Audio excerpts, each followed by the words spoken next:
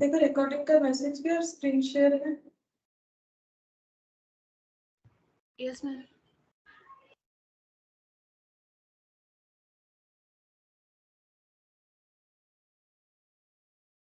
देखो आज हम लोग कैश फ्लो स्टेटमेंट में इनडायरेक्ट मेथड करेंगे, ठीक है। तो ये भी हमारा नया ही है। जो लोगों ने पहले नहीं किया है, मतलब अभी कैश फ्लो का 2 क्लास हो गया, तो उन लोगों को हम क्लास दे देंगे, मुझे एक बार बताओगे तो ठीक है। लेकिन आज का टॉपिक जो इसमें समझने में कोई प्रॉब्लम नहीं होगा, क्योंकि हम लोग इनडायरेक्ट मेथड से करने वाले हैं, ठीक है। और कैश फ्लो क्या है नहीं है वो जो है पहले का क्लासेस देखने से समझ आ जाएगा। बाकी हम एक जिस्ट बता देते हैं कि कोई भी कंपनी को अगर पता करना होता है कि उसका सिर्फ कैश फ्लो कितना हुआ है बिजनेस से, ठीक है, तो उसके लिए बेसिकली कैश अकाउंट जो होता है, समरी कैश अकाउंट का जो समरी होता है, उसको जब हम लोग अलग अलग हेड पे डिस्क्राइब कर देते हैं तो वही कैश फ्लो स्टेटमेंट हो जाता है। बाकी तुम लोग क्लास देखोगे तो समझ जाओगे जिन लोगों ने नहीं देखा। आज हम लोग स्टार्ट करेंगे इनडायरेक्ट मेथड, ठीक है। इसके पहले हम लोगों ने डायरेक्ट मेथड से क्वेश्चन जो है सॉल्व किया था। अच्छा, इनडायरेक्ट मेथड का फॉर्मेट अलग होता है, डायरेक्ट मेथड की तरह नहीं होता है। मतलब मेन फॉर्मेट एक जैसा होता है, लेकिन सिर्फ अगर चेंजेस अगर कुछ होता है, दैट इज ऑपरेटिंग प्रॉफिट को कैलकुलेट करने में जो है अलग तरीके से उसे कैलकुलेट किया जाएगा। अच्छा, अब देखो जो इनडायरेक्ट मेथड है उसके लिए हम लोग को पहले कुछ समझना पड़ेगा, ठीक है, कि पीएल स्टेटमेंट जो पीएल हम लोग बनाते हैं, ठीक है, वो कैसे होता है। तो अगर कंपनी का पीएल देखोगे तो वो कुछ इस तरह से होता है, लिख के दिखाते हैं। अगर एक शॉर्टकट में दिखाए तो ऐसे होता है। पहले देखो सेल्स रहता है, सेल्स से अगर हम लोग सीओजीएस माइनस कर देते हैं, सीओजीएस का मतलब होता है कॉस्ट ऑफ गुड्स सोल्ड, जो कि ट्रेडिंग का आइटम होता है ना। हम इसको भी इलाबोरेट करके दिखा देंगे। अगर सेल से हम लोग cost of goods sold minus कर देते हैं तो क्या मिलेगा बोल सकते हैं। सेल से अगर cost of goods sold minus कर देंगे तो हम लोग को क्या मिलेगा, प्रॉफिट। ग्रॉस प्रॉफिट, है ना। प्रॉफिट तो दो तरह का होता है ना, नेट और ग्रॉस। तो ग्रॉस प्रॉफिट मिलेगा, ठीक है। ग्रॉस प्रॉफिट मतलब सेल करके जो प्रॉफिट होता है। अच्छा, इससे हम लोग क्या माइनस कर सकते हैं, ऑपरेटिंग एक्सपेंसेस, ठीक है। इससे अगर हम लोग माइनस करेंगे ऑपरेटिंग एक्सपेंसेस तो हम लोग को क्या मिलेगा, सिर्फ अगर ऑपरेटिंग एक्सपेंसेस माइनस करेंगे तो हम लोग को मिलेगा ऑपरेटिंग इनकम, ठीक है। ऑपरेटिंग इनकम मिलेगा। और उससे अगर हम लोग माइनस कर देंगे नॉन ऑपरेटिंग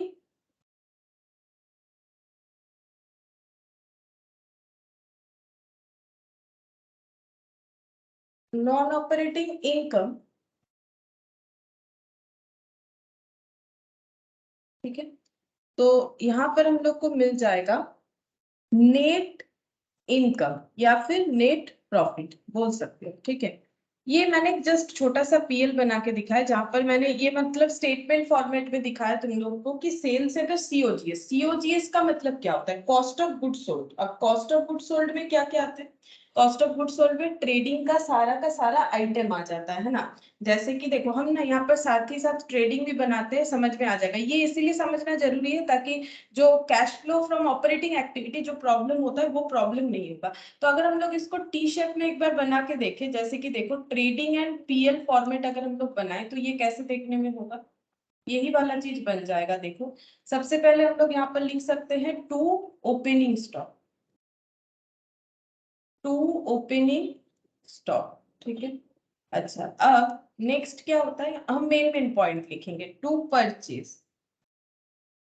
और यहाँ पर जो भी एक्सपेंस आता है जैसे कि वेजेस, कैरेज इन, बट एक इसको जस्ट एक लैंग्वेज में अगर डिफाइन करें तो हम लोग बोलेंगे इसे डायरेक्ट एक्सपेंसेस, क्योंकि ट्रेडिंग में सारा का सारा डायरेक्ट एक्सपेंसेस आता है। इनडायरेक्ट कहाँ आता है, पीएल में आता है। और यहाँ पर क्या लिखते हैं, बाई सेल्स लिख देते हैं। और यहाँ पर क्या हो जाएगा, बाई क्लोजिंग स्टॉक, ठीक है, बाई क्लोजिंग स्टॉक। और ये सब एडजस्ट करने के बाद क्या आएगा ट्रेडिंग अकाउंट में, ये सब एडजस्ट करने के बाद ट्रेडिंग अकाउंट में क्या आ जाएगा, या तो ग्रॉस प्रॉफिट या तो ग्रॉस लॉस आ जाएगा, ठीक है। अच्छा, अब इसमें से मुझे बता सकते हो सीओजीएस का कौन कौन से आइटम को लेके सीओजीएस बनेगा, सीओजीएस कौन कौन से आइटम को लेके बनेगा? सीओजीएस बनेगा opening stock plus purchase plus direct expense और क्या हो जाएगा माइनस क्लोजिंग स्टॉक। ये करने से क्या आता है? सीओजीएस आएगा कि नहीं आएगा बताओ। ये 3 आइटम और यहाँ पर ये आइटम, ये 3 ऐड और ये लेस करने से क्या आएगा? ये तीनों आइटम ऐड और वो लेस करने से क्या आएगा बताओ? बताओ क्या आएगा? देखो समझना पड़ेगा, नहीं तो फिर इसमें cash flow from operating activity करने में प्रॉब्लम होगा। तो यहाँ पर अगर हम लोग इसको एडजस्ट करते हैं तो हम लोग का सीओजीएस निकल के आएगा। अब ये सीओजीएस से सेल माइनस करने से ग्रॉस प्रॉफिट निकल के आएगा। वही मैंने यहाँ पर दिखाया था स्टेटमेंट फॉर्मेट पे, ठीक है। एक ही बात है, जैसे भी करो एक ही बात है। ये जस्ट मैंने समझाने के लिए कर दिया और ये डिटेल्स जैसे नॉर्मली हम लोग फर्स्ट जब ये ट्रेडिंग पीएल सीखते हैं तो टी शेप में सीखते हैं ना, तो इसीलिए मैंने इस तरह से दिखा दिया। अच्छा अब हम लोग क्या करते हैं, नेक्स्ट हम लोग ब्रॉट डाउन करते हैं। ग्रॉस प्रॉफिट होता है तो gross profit by gross profit, ठीक है। ग्रॉस प्रॉफिट को ब्रॉट डाउन कर देंगे और इधर लिखेंगे सारे के सारे इनडायरेक्ट एक्सपेंसेस।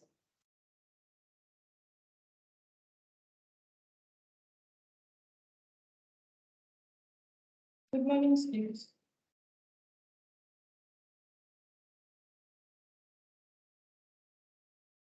अच्छा ठीक है, देखो तो यहाँ पर इनडायरेक्ट एक्सपेंसेस आता है टू इनडायरेक्ट एक्सपेंस। अब यहाँ पर कुछ इनडायरेक्ट एक्सपेंसेस का मुझे नाम बताओ क्या क्या आता है। जैसे यहाँ डायरेक्ट में मैंने बोला जैसे कि वेजेस कैरेज इनवर्ड सैलरी आता है, ठीक है। और सैलरी आ जाएगा, एडवर्टाइजमेंट आ जाएगा, है ना। तो यहाँ पर लिखते हैं प्रिलिमिनरी एक्सपेंस।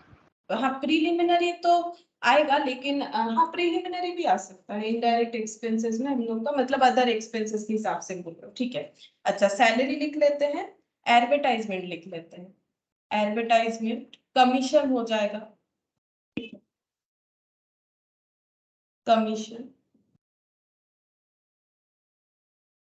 और क्या हो जाएगा जैसे कि इलेक्ट्रिसिटी रेंट, इलेक्ट्रिसिटी लिख दिया, रेंट लिख दिया, ठीक है। और क्या हो जाएगा जैसे कि यहाँ पर telephone bill, telephone bill etcetera, ठीक है। हाँ डिस्काउंट आ जाएगा, ठीक है, डिस्काउंट आ जाएगा। इसके इसके अलावा भी एक तरीके का खर्चा आ सकता है, बताते हैं क्या है। हाँ डेप्रिसिएशन।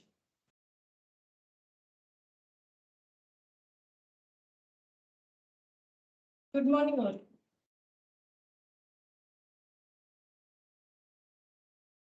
सबको शायद मेरी आवाज नहीं है, ठीक है चलो कोई बात नहीं, हम लोग का आने से ही हुआ। अच्छा ये देखो यहाँ पर हो गया ये सब खर्चा लिखा। इसके अलावा भी हम लोग का ऐसा होगा इंटरेस्ट ऑन डिवेंचर, इस तरीके का खर्चा होगा। जैसे कि देखो ऐसा भी तो हो सकता है ना, interest on debenture, interest on debenture हो सकता है, इंटरेस्ट ऑन लोन हो सकता है, इंटरेस्ट ऑन लोन हो सकता है, ठीक है। और क्या हो सकता है जैसे यहाँ पर loss on sale of fixed asset, loss on sale of fixed asset. Similarly profit अगर होता है तो क्रेडिट साइड में आता है ना। प्रॉफिट अगर होगा तो क्रेडिट साइड में आएगा, क्रेडिट साइड भी लिखेंगे। इसके अलावा हो सकता है जैसे कि देखो लॉस ड्यू टू फायर, जब तुम लोग 11 में फाइनल अकाउंट्स करते हो तो ये एक लौता एडजस्टमेंट होता है जो 3 जगह एडजस्ट होता है। अगर स्टॉक डिस्ट्रॉयड बाय फायर में इंश्योरेंस क्लेम मिला होता है, जैसे मान लो 10,000 का स्टॉक डिस्ट्रॉयड हो गया आग लग के, ठीक है। इस पे इंश्योरेंस कंपनी ने 6,000 का क्लेम दे दिया, तो लॉस कितना हुआ 4,000, क्योंकि ये हम लोग रिकवर नहीं कर पाए। तो ये 10,000 कहाँ दिखाते हैं ट्रेडिंग में, ट्रेडिंग में बाई स्टॉक डिस्ट्रॉयड बोल के इधर दिखा देते हैं ना। और ये जो 6,000 है ये क्लेम अगर रिसीवेबल है तो ये बैलेंस शीट के एसेट साइड में करेंट एसेट में दिखा देते हैं, मतलब अगर नहीं मिला रिसीवेबल है, ठीक है। और ये लॉस को कहाँ दिखाते हैं पीएल में दिखाते हैं, है ना। तो वही लॉस ड्यू टू फायर वही वाला लिख रहा है, वो समझा दिया मैंने। ये आता है, तो फिर ऐसा ना लगे कि लॉस ड्यू टू फायर आता है नहीं आता है, तो एक बार मैंने तुम लोग को याद दिला दिया, इस तरीके से होता है। तो ये 3 जगह पे जाता था एडजस्टमेंट, अगर इंश्योरेंस क्लेम है, अगर नहीं है तो नहीं जाएगा। क्यों नहीं जाएगा? तब तो बैलेंस शीट में कुछ रिसीवेबल होने से रहा, पूरा का पूरा ही लॉस, अगर क्लेम नहीं है तो 10,000 का स्टॉक जल गया, 10,000 पूरा ही पीएल में आ जाता था। तो लॉस ड्यू टू फायर, ठीक है। और क्या हो सकता है? और हो सकता है जैसे सपोज लॉस ड्यू टू, जैसे मान लो लॉस ड्यू टू फ्लड वगैरह हो गया, या फिर अर्थक्वेक मतलब भूकंप वगैरह हो गया, ठीक है। ये सब हो सकता है। और बाई ग्रॉस प्रॉफिट बोल के इसके बाद जो भी इनकम होता है वो सारा का सारा क्या होता है? इनडायरेक्ट इनकम होता है, ठीक है। ये सब होता है इनडायरेक्ट इनकम, ठीक है। इसमें क्या क्या आ जाता है? इनडायरेक्ट इनकम में आ जाएगा जैसे कि इंटरेस्ट, यहाँ पर इसके साथ लिखेंगे, ठीक है, इधर नहीं लिख रहे, यहाँ पर लिख रहे हैं इंटरेस्ट ऑन डिवेंचर इन्वेस्टमेंट। मतलब अगर हम लोगों ने किसी कंपनी का डिवेंचर खरीद रखा है, जैसे एक कंपनी खुद अपना डिवेंचर इशू कर सकती है, एज इट इज वो किसी और का डिवेंचर होल्डर भी तो हो सकती है। तो अगर किसी और कंपनी का डिवेंचर होल्डर है तो उसे उससे इंटरेस्ट मिलेगा, ठीक है। तो इंटरेस्ट ऑन डिवेंचर इन्वेस्टमेंट। और क्या हो जाएगा? जैसे मान लो डिविडेंड मिला, शेयर होल्ड करने से डिविडेंड मिलेगा, डिविडेंड ऑन शेयर इन्वेस्ट, ठीक है। ये हो सकता है। इसके अलावा ये जो लॉस था, यहाँ पर अगर प्रॉफिट हुआ, अगर फिक्स्ड एसेट बेच के प्रॉफिट हुआ तो profit on sale of fixed asset, ठीक है। ये मैंने शॉर्टकट में लिखा है, फिक्स्ड एसेट लिखा है, ठीक है, फिक्स्ड एसेट। अच्छा, इसके अलावा जैसे मैंने अभी बोला ना कि इंश्योरेंस क्लेम मिला आग लगने से, तो वो क्लेम अगर मिल जाता है, जैसे मैंने बोला बैलेंस शीट में जाएगा। ये कब जाएगा? अगर तुम लोगों ने सुना है ध्यान से, मैंने बोला अगर रिसीवेबल है, मतलब इंश्योरेंस कंपनी ने नहीं दिया पैसा, तो वो बैलेंस शीट में, मतलब देने वाला है तो वो बैलेंस शीट में जाता है करंट एसेट, मतलब आउटस्टैंडिंग इनकम बोल के। लेकिन अगर मिल जाता है, सपोज इंश्योरेंस कंपनी ने पैसा दे दिया, तो पीएल के क्रेडिट साइड में लिखेंगे ना, बाय बैंक इंश्योरेंस क्लेम बोल के। तो यहाँ पर लिखेंगे, देखो एक्चुअली क्या होगा, अगर अगर देखो यहाँ पर इंश्योरेंस कंपनी अगर पैसा दे देती है तो क्या होता है? बैंक अकाउंट डेबिट, ठीक है। जो पैसा नहीं रिकवर कर पाए, PL debit to stock destroyed by fire, ऐसे ये वाला एंट्री होता है। जैसे मान लो 10,000 का स्टॉक जल गया, 4,000 का लॉस हुआ, 6,000 का पैसा मिल गया। अगर मिल गया तो ये पीएल में चला जाएगा, अगर नहीं मिलता है तो बैंक के जगह एंट्री होता है इंश्योरेंस कंपनी डेबिट। क्यों? जैसे हम लोग डेटर को डेबिट करते हैं, रिसीवेबल रहता है, उसी तरह से इंश्योरेंस कंपनी को डेबिट करते हैं। डेटर को डेबिट करते हैं तो करंट एसेट में जाता है। इंश्योरेंस क्लेम रिसीवेबल दिखाएंगे तो ये भी हम लोगों का करंट एसेट में जाएगा, लेकिन करंट एसेट के कौन से हेड में जाएगा? करंट एसेट के अदर करंट एसेट में जाएगा, ठीक है। ये हम लोग पढ़ रहे हैं ना, क्या कहाँ पर कौन सा हेड जाता है, थर्सडे वाले क्लास में। तो ये देखो इस तरह से होता है। तो यहाँ पर मैंने लिखा है, देखो इंश्योरेंस क्लेम फॉर फायर, ठीक है। आग लगने के वजह से अगर इंश्योरेंस क्लेम मिला, हम लोग को इंश्योरेंस किया हुआ था। और क्या हो सकता है? इंश्योरेंस फॉर, ये सब नेचुरल कैलेमिटीज, ठीक है, फ्लड वगैरह, ठीक है, इससे अगर रिसीवेबल होगा।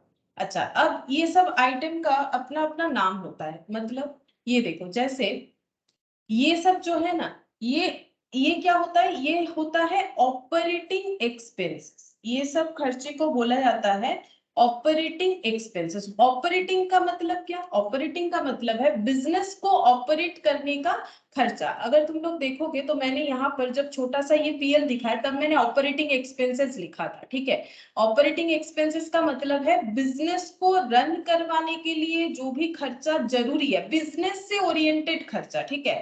तो इसको हम लोग बोलते हैं ऑपरेटिंग एक्सपेंसेस। जैसे जो बिजनेस चल रहा है वहां पर लोगों को रखे तो सैलरी दे रहे हैं, एडवर्टाइजमेंट का खर्चा, commission, directly related with business, तो ये हो जाएगा हम लोग का एक्सपेंसेस का नाम है इनडायरेक्ट एक्सपेंस, लेकिन ऑपरेट करने के लिए जरूरी है तो इसको हम लोग बोलते हैं ऑपरेटिंग एक्सपेंसेस,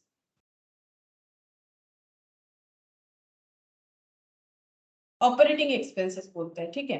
अच्छा, अब यहाँ पर देखो, ये जो है इंटरेस्ट ऑन डिवेंचर, ठीक है, interest on debenture, interest on bank loan या फिर loss on sale of fixed asset, ये भी खर्चा है, तभी तो एक्सपेंस साइड में लिखा हुआ है, लेकिन इसको हम लोग क्या बोलेंगे, इस तरीके के खर्चे को हम लोग बोलते हैं नॉन ऑपरेटिंग एक्सपेंस, ठीक है। ऐसा क्यों? नॉन ऑपरेटिंग मतलब जो बिजनेस को ऑपरेट करने के लिए किया गया खर्चा नहीं है। जैसे इंटरेस्ट ऑन डिवेंचर मतलब कंपनी ने डिवेंचर इशू किया, उसको देखो, डिवेंचर इशू किया सोर्स ऑफ फंड के लिए, पैसा जरूरत था तभी कंपनी ने डिवेंचर मतलब इशू किया, लोन लिया बैंक से, वो भी पैसे का जरूरत था। अब इसके वजह से कॉस्ट बियर करना पड़ रहा है जिसका नाम है इंटरेस्ट, ठीक है। अब ये क्या है, ये नॉन ऑपरेटिंग एक्सपेंसेस है, डायरेक्टली बिजनेस से रिलेटेड नहीं हो रहा है, मतलब बिजनेस को ऑपरेट करने के लिए मैंडेटरी नहीं है। जैसे देखो, अगर हम लोग एडवर्टाइजमेंट नहीं करते, कमीशन का खर्चा या फिर इलेक्ट्रिसिटी रेंट जो भी है, ये सब डायरेक्टली बिजनेस के साथ रिलेटेड है, इसीलिए इसे ऑपरेटिंग बोला जाता है। नॉन ऑपरेटिंग का मतलब है जो बिजनेस से डायरेक्टली रिलेटेड नहीं होगा, जैसे कि interest on debenture. Obviously debenture issue नहीं करते, पैसा नहीं मिलता तो बिजनेस नहीं कर पाते, लेकिन ये बिजनेस को ऑपरेट करने का खर्चा नहीं होता है, तो इस तरीके के खर्चे को हम लोग बोलते हैं नॉन ऑपरेटिंग। जैसे मान लो फिक्स्ड एसेट बेच दिया, हम लोग का लॉस हो गया, ठीक है, तो फिक्स्ड एसेट बेचना हमारा काम नहीं था, क्योंकि देखो फिक्स्ड एसेट अगर कोई फर्नीचर बिजनेस करता है तभी उसका फिक्स्ड एसेट उसके लिए स्टॉक होता है, अदरवाइज ऑलवेज वो फिक्स्ड एसेट ही होगा। तो जब तक क्वेश्चन हमें नहीं बोलेगा तब तक फिक्स्ड एसेट में हम लोग लैंड, बिल्डिंग, प्लांट, मशीनरी ये सबको फिक्स्ड एसेट ही मानेंगे, ये सबको तो स्टॉक नहीं मानते। हाँ, अगर कोई बोलेगा कि कोई कंस्ट्रक्शन का काम करता है, बिल्डिंग बना के बेचता है, तो वो क्वेश्चन में बोला हुआ होना चाहिए, अदरवाइज ऑलवेज बिल्डिंग मतलब फिक्स्ड एसेट ही मानेंगे। तो लॉस अगर हो रहा है फिक्स्ड एसेट वगैरह बेच के, तो ये हम लोगों का ऑपरेटिंग एक्सपेंसेस नहीं होगा, ठीक है। अच्छा, अब ये क्या है, ये इन्वेस्टिंग होगा ना? कौन सा ये इन्वेस्टिंग? इन्वेस्टिंग क्यों होगा बोलो, इन्वेस्टिंग मतलब तो एसेट खरीदना, हाँ ये वाला इन्वेस्टिंग होगा, sale of fixed asset investing, loss नहीं होगा। लेकिन सोचो, सेल जो ऑफ, फिक्स एसेट जो बेचे वो तो इन्वेस्टिंग होगा ना? हाँ वो इन्वेस्टिंग होगा, लेकिन उसका लॉस लिखेंगे कि वो अमाउंट लिखेंगे, जैसे मान लो 100 का एसेट 80 में बेचा तो लॉस कितना हुआ, 20, ये पीएल में दिखाएंगे, लेकिन इन्वेस्टिंग एक्टिविटी में कितना दिखाएंगे, 80। 80। हाँ, इस चीज का ध्यान रखना है कि हम लोग यहाँ पर लॉस दिखाते हैं तो ये इन्वेस्टिंग एक्टिविटी में नहीं जाएगा, इसको कितने में बेचे हैं वो ऑब्वियसली इन्वेस्टिंग एक्टिविटी में हम लोग का जाएगा, ठीक है। तो ম্যাম यहाँ একটা কোশ্চেন ছিল, বলছিলাম যেগুলো আর কি আমরা লস করেছি ওগুলো আমরা ট্রেডিং, ওগুলো আমরা ব্যালেন্স শিটের ডেবিট সাইডে দেখিয়ে দিই, আর যেগুলো আমরা ক্লেম डेबिट, बैलेंस शीट तो डेबिट साइड হয় না, बैलेंस शीट तो लायबिलिटी एसेट है। সরি এই সাথে পিএল এ যেগুলো আমরা লস করেছি, যেগুলো ওইগুলো আমরা ডেবিটে দেখিয়ে দিব, আর যেগুলো আমরা রিকভার করতে পেরেছি ওগুলোকে আমরা ক্রেডিটে দেখাবো, তাই তো? অ্যাকচুয়ালি পিএল এ তো ওরকম হয় না, পিএল এর মানে হচ্ছে তোমার পুরো বছরের যে এক্সপেন্সেস ইনকাম সেগুলোকে ক্লোজ করতে হয়, এক্সপেন্সেস লসেস ডেবিটে ক্লোজ হয় আর ইনকাম গেইনস হচ্ছে ক্রেডিটে ক্লোজ হয়, এখানে ক্লোজিং হচ্ছে, মানে যে স্যালারি পে এন্ট্রি আগেই হয়ে যায়, স্যালারি টু ক্যাশ, এবার এটা এখানে ক্লোজ হয়। তো এক্সপেন্স হলে ডেবিটে ক্লোজ হয় আর ইনকাম হলে ক্রেডিটে ক্লোজ হয়, বা লস হলে ডেবিটে ক্লোজ হয় আর ইনকাম গেইন হলে ক্রেডিটে ক্লোজ হয়, এখানে ক্লোজিং হয়, এখানে রিকভারিটা হয় না, এটা পুরো বছরের ট্রানজাকশনটাকে এক জায়গায় সামারি করে দেখানোটাই তো ফাইনাল অ্যাকাউন্টস না। ওকে। नॉन ऑपरेटिंग एक्सपेंसेस देखो, नॉन ऑपरेटिंग एक्सपेंसेस का मतलब देखो लॉस ड्यू टू फायर, ठीक है, तो ये भी क्या हो जाएगा, ये हम लोग, सॉरी ये मैंने नॉन ऑपरेटिंग लिख दिया गलती से बात करते करते, ये देखो गलती से लिख दिया, ये वाला मत लिखो, लिखो नॉन एक्स्ट्रा ऑर्डिनरी आइटम, ठीक है, इसको हम लोग क्या लिखेंगे, एक्स्ट्रा ऑर्डिनरी आइटम, ये सब होता है एक्स्ट्रा ऑर्डिनरी आइटम, ठीक है, ये मैंने लिखवाया था, ठीक है, जो हम लोग थर्सडे में जो कंपनी फाइनेंशियल स्टेटमेंट पढ़ रहे हैं ना, उसमें अगर तुम लोग फर्स्ट वाला क्लास एक बार देख लेते हो तो मैंने ये बताया था, ठीक है। कि एक्स्ट्रा ऑर्डिनरी आइटम लिखा था, मैंने बोला था इसका जरूरत नहीं होता है, लेकिन अभी देखो नाम से तुम लोग समझ जाओगे ये सब आइटम को बोला जाता है एक्स्ट्रा ऑर्डिनरी आइटम। जैसे आग लगने से कोई लॉस हुआ, क्योंकि ये सब जो है ना बिजनेस में हर बार नहीं होता है। जैसे डिवेंचर, ये सब क्या है, ये मतलब नॉर्मल मैटर है, लेकिन ये नॉर्मल मैटर नहीं है। आग लग जाना, कुछ नेचुरल कैलामिटी, ये नॉर्मल मैटर नहीं होता, इसीलिए इसे एक्स्ट्रा ऑर्डिनरी आइटम में बोला जाता है।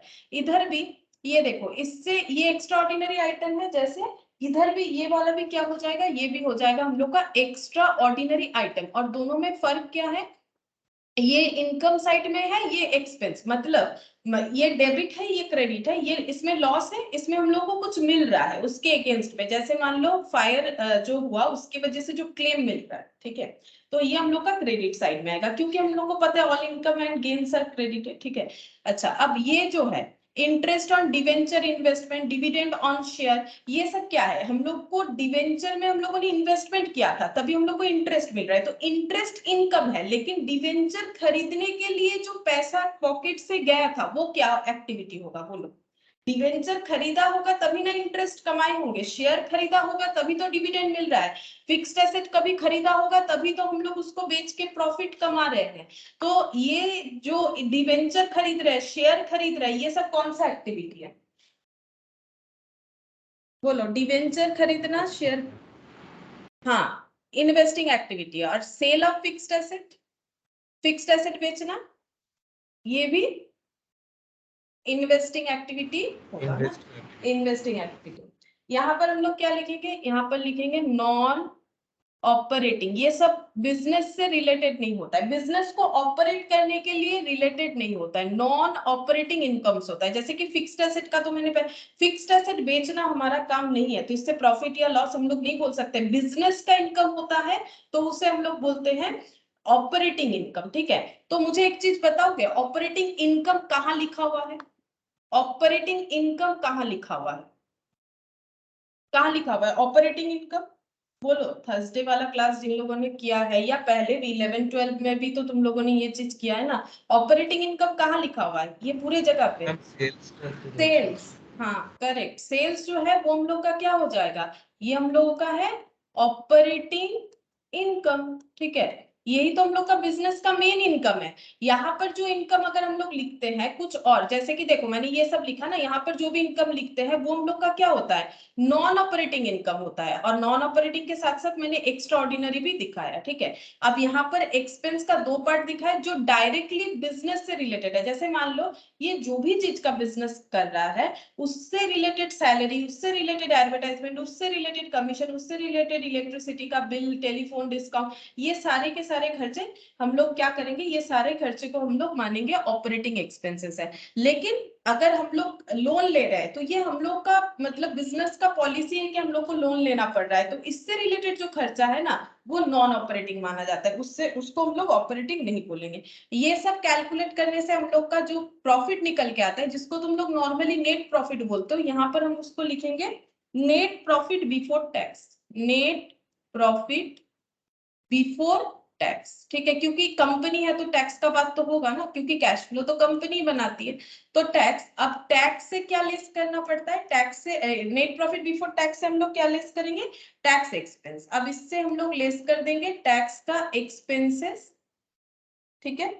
इसको प्रोविजंस भी बोला जाता है, जो टैक्स एक्सपेंसेस बोल के रिकॉर्ड होता है उसको प्रोविजंस भी बोला जाता है। टैक्स का प्रोविजंस लेस होता है बेसिकली, ठीक है। एक्सपेंस या प्रोविजंस इस तरह का लैंग्वेज यूज होगा। तो ये माइनस करने से हम लोग को क्या मिलेगा, इसके बाद मिलेगा नेट प्रॉफिट आफ्टर टैक्स, ठीक है। इसके बाद हम लोग को मिलेगा नेट प्रॉफिट आफ्टर टैक्स।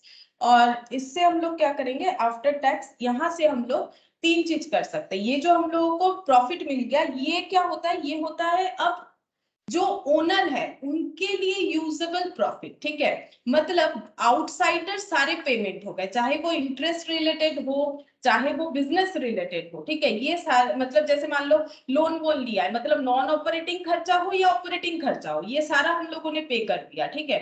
या फिर हम लोग इनकम वगैरह सारा चीज देखने के बाद हम लोग के पास जो प्रॉफिट बच रहा है, जैसे पार्टनरशिप कभी करते हो तो पीएल एप्रोप्रिएशन बनाते हो, थोड़ा सा याद करो बचपन का चीज। पार्टनरशिप अगर करते हो तो एक पीएल भी बनता है, एक पीएल एप्रो भी बनता है, तो दोनों में फर्क क्या है, पार्टनरशिप कभी बनाए हो, अगर फर्क भी याद नहीं, कम से कम टर्म तो याद होगा कि पीएल भी बनता था, पीएल एप्रो भी बनता था। तो मुझे कोई बता सकता है दोनों में फर्क क्या था, पीएल और पीएल एप्रो में? बोलो, तब ये भी पता चल जाएगा पीएल और पीएल एप्रो में फर्क क्या था। कोई भी नहीं बताएगा? अरे फाउंडेशन में तो किया है जिन्होंने, पीएल और पीएल एप्रो दोनों में फर्क क्या होता था? पार्टनरशिप में पीएल और पीएल एप्रो में फर्क क्या होता था? पार्टनरशिप में जो पीएल होता है उसमें हम लोग सारे खर्चे दिखाते हैं बिजनेस के और उसमें निकल के आता है नेट प्रॉफिट। लेकिन नॉर्मली पार्टनरशिप का जो क्वेश्चन होता है ना उसमें हमें पीएल एप्रो ही बनाने बोलता है। वो क्वेश्चन का पैटर्न है। क्यों? क्योंकि 11 में जो है फाइनल अकाउंट सिखा देता है, तो पीएल हम लोग सीख जाते हैं। तो हम लोग को ज्यादातर पीएल एप्रो बनाने के लिए बोलता है। वहां पर हम लोग करते क्या है, वहां पर हम लोग देखते हैं कि हमारा प्रॉफिट कितना हुआ, मतलब नेट प्रॉफिट कितना हुआ, कहाँ से मिला होगा, पीएल से। पीएल में नेट प्रॉफिट कैलकुलेट किया होगा हम लोगों ने जस्ट इसी तरीके से पार्टनरशिप बिजनेस में। फिर इस प्रॉफिट को पार्टनर लोगों में डिस्ट्रीब्यूट करते हैं। अगर रिजर्व क्रिएट करना होता है रिजर्व क्रिएट करते हैं, पार्टनर लोगों को कोई सैलरी कमीशन देना है तो वो देते हैं। मतलब ओनर्स में जब डिस्ट्रीब्यूशन होता है, मतलब ये प्रॉफिट को हम लोग क्या करते हैं, ये होगा मतलब इंटरनल डिस्ट्रीब्यूशन होगा। अभी तक एक्सटर्नल चल रहा था, ठीक है, एक्सटर्नली पे कर रहे थे, अभी हम लोग इंटरनल डिस्ट्रीब्यूशन करेंगे और इसका मेनली 3 जगह पे डिस्ट्रीब्यूशन हो जाएगा, ठीक है। मतलब कैश फ्लो में मेनली ये 3 जगह पे रहता है। एक हो जाता है प्रोपोज्ड डिविडेंड, ठीक है, डिविडेंड देते हैं। ये जो प्रॉफिट हम लोग को मिलेगा ना ये बांटने के लिए है, इसीलिए डिस्ट्रीब्यूशन होता है। पीएल एप्रोप्रिएशन का मतलब क्या होता है, लैंग्वेज समझो, प्रॉफिट एंड लॉस को एप्रोप्रिएटली मतलब बांट दो। एप्रोप्रिएशन का मतलब क्या होता है, सही तरीके से बांटना, वही चीज। ये प्रॉफिट हम लोग बांट सकते हैं। क्यों? क्योंकि जिनको बाहर वाले को पे करना था कर दिया। अब जो भी शेयर होल्डर वगैरह है कंपनी में उनको क्या मिलेगा, डिविडेंड मिलेगा। तो प्रोपोज डिविडेंड, अगर कंपनी सोच रही है कि मुझे कुछ रिजर्व वगैरह क्रिएट करना है तो प्रॉफिट से ही ना करती है। तो ट्रांसफर, ये देखो ट्रांसफर टू क्या हो जाएगा, ट्रांसफर टू हो जाएगा जनरल रिजर्व, ठीक है, ट्रांसफर टू हो जाएगा जनरल रिजर्व या फिर कुछ और रिजर्व भी हो सकता है अगर कंपनी क्रिएट करना चाहती है तो।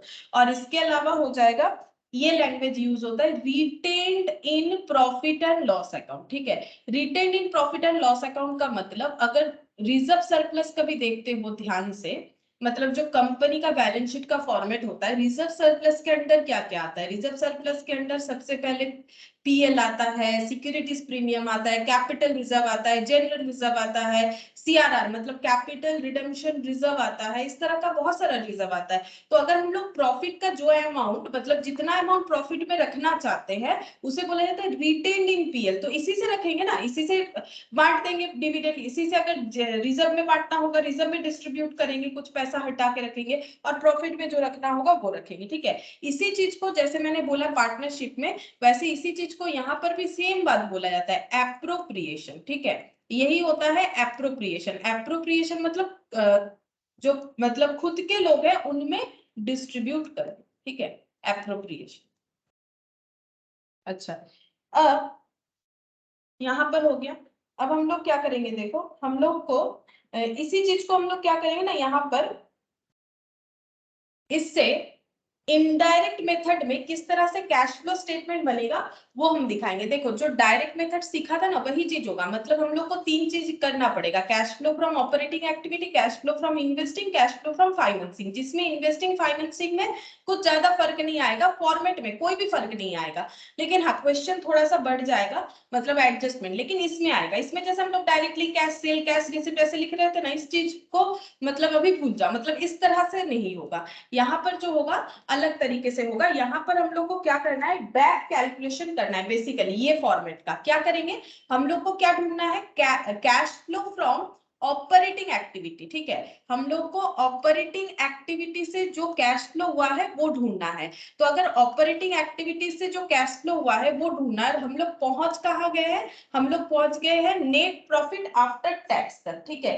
तो नेट प्रॉफिट आफ्टर टैक्स तक हम लोग पहुंच गए। तो सबसे पहले हम लोग को कहां पहुंचना पड़ेगा, नेट प्रॉफिट बिफोर टैक्स, क्योंकि क्वेश्चन में हम लोग को क्या दिया हुआ रहेगा पता है, ये इंफॉर्मेशन ये इंफॉर्मेशन ये इंफॉर्मेशन ये इंफॉर्मेशन, इस तरह का इंफॉर्मेशन दिया रहेगा जिसमें कुछ मिसिंग रहेगा, कुछ नहीं, कुछ हो सकता है कि जैसे जनरल रिजर्व का पॉइंट ही नहीं दिया है क्वेश्चन में, हो सकता है, ऐसा नहीं कि सारा ही पॉइंट देगा, जरूरी नहीं है। लेकिन हम लोग को मेनली क्वेश्चन में क्या दिया हुआ रहेगा, हम लोगों को ये सब पॉइंट दिया हुआ रहेगा। और ये हम लोगों को कहाँ पर पहुंचना पड़ेगा, सबसे पहले नेट प्रॉफिट बिफोर टैक्स में पहुंचना पड़ेगा। वो हम लोग कैसे पहुंच सकते हैं, तो सिंपल, ये देखो हम लोग कैसे कैलकुलेट करेंगे, कैलकुलेशन और नेट प्रॉफिट बिफोर टैक्स कैसे करके हम लोग पहुंचेंगे, calculation of net profit before tax. ये देखो सबसे पहले हम लोग क्या लिखेंगे, अगर हमारे क्वेश्चन में प्रोपोज डिविडेंड है, क्योंकि हम लोगों ने डिविडेंड दिया है तो हम लोगों का नेट प्रॉफिट कम क्या होगा, ठीक है, तो प्रोपोज डिविडेंड, फिर इसमें ऐड करेंगे अगर कुछ रिजर्व में ट्रांसफर हुआ है तो ट्रांसफर टू जनरल रिजर्व, इसको ऐड कर लेंगे। फिर यहाँ पर ऐड करेंगे रिटेन इन पीएल, ये जितने भी अमाउंट रहेंगे, ठीक है, ये सब अगर सारे इंफॉर्मेशन है, जैसे मान लो ये नहीं रह सकता, ये दो रहता है नॉर्मली, या फिर तीनों ही रहा, ये सब ऐड करने से हम लोग को क्या मिलेगा, नेट प्रॉफिट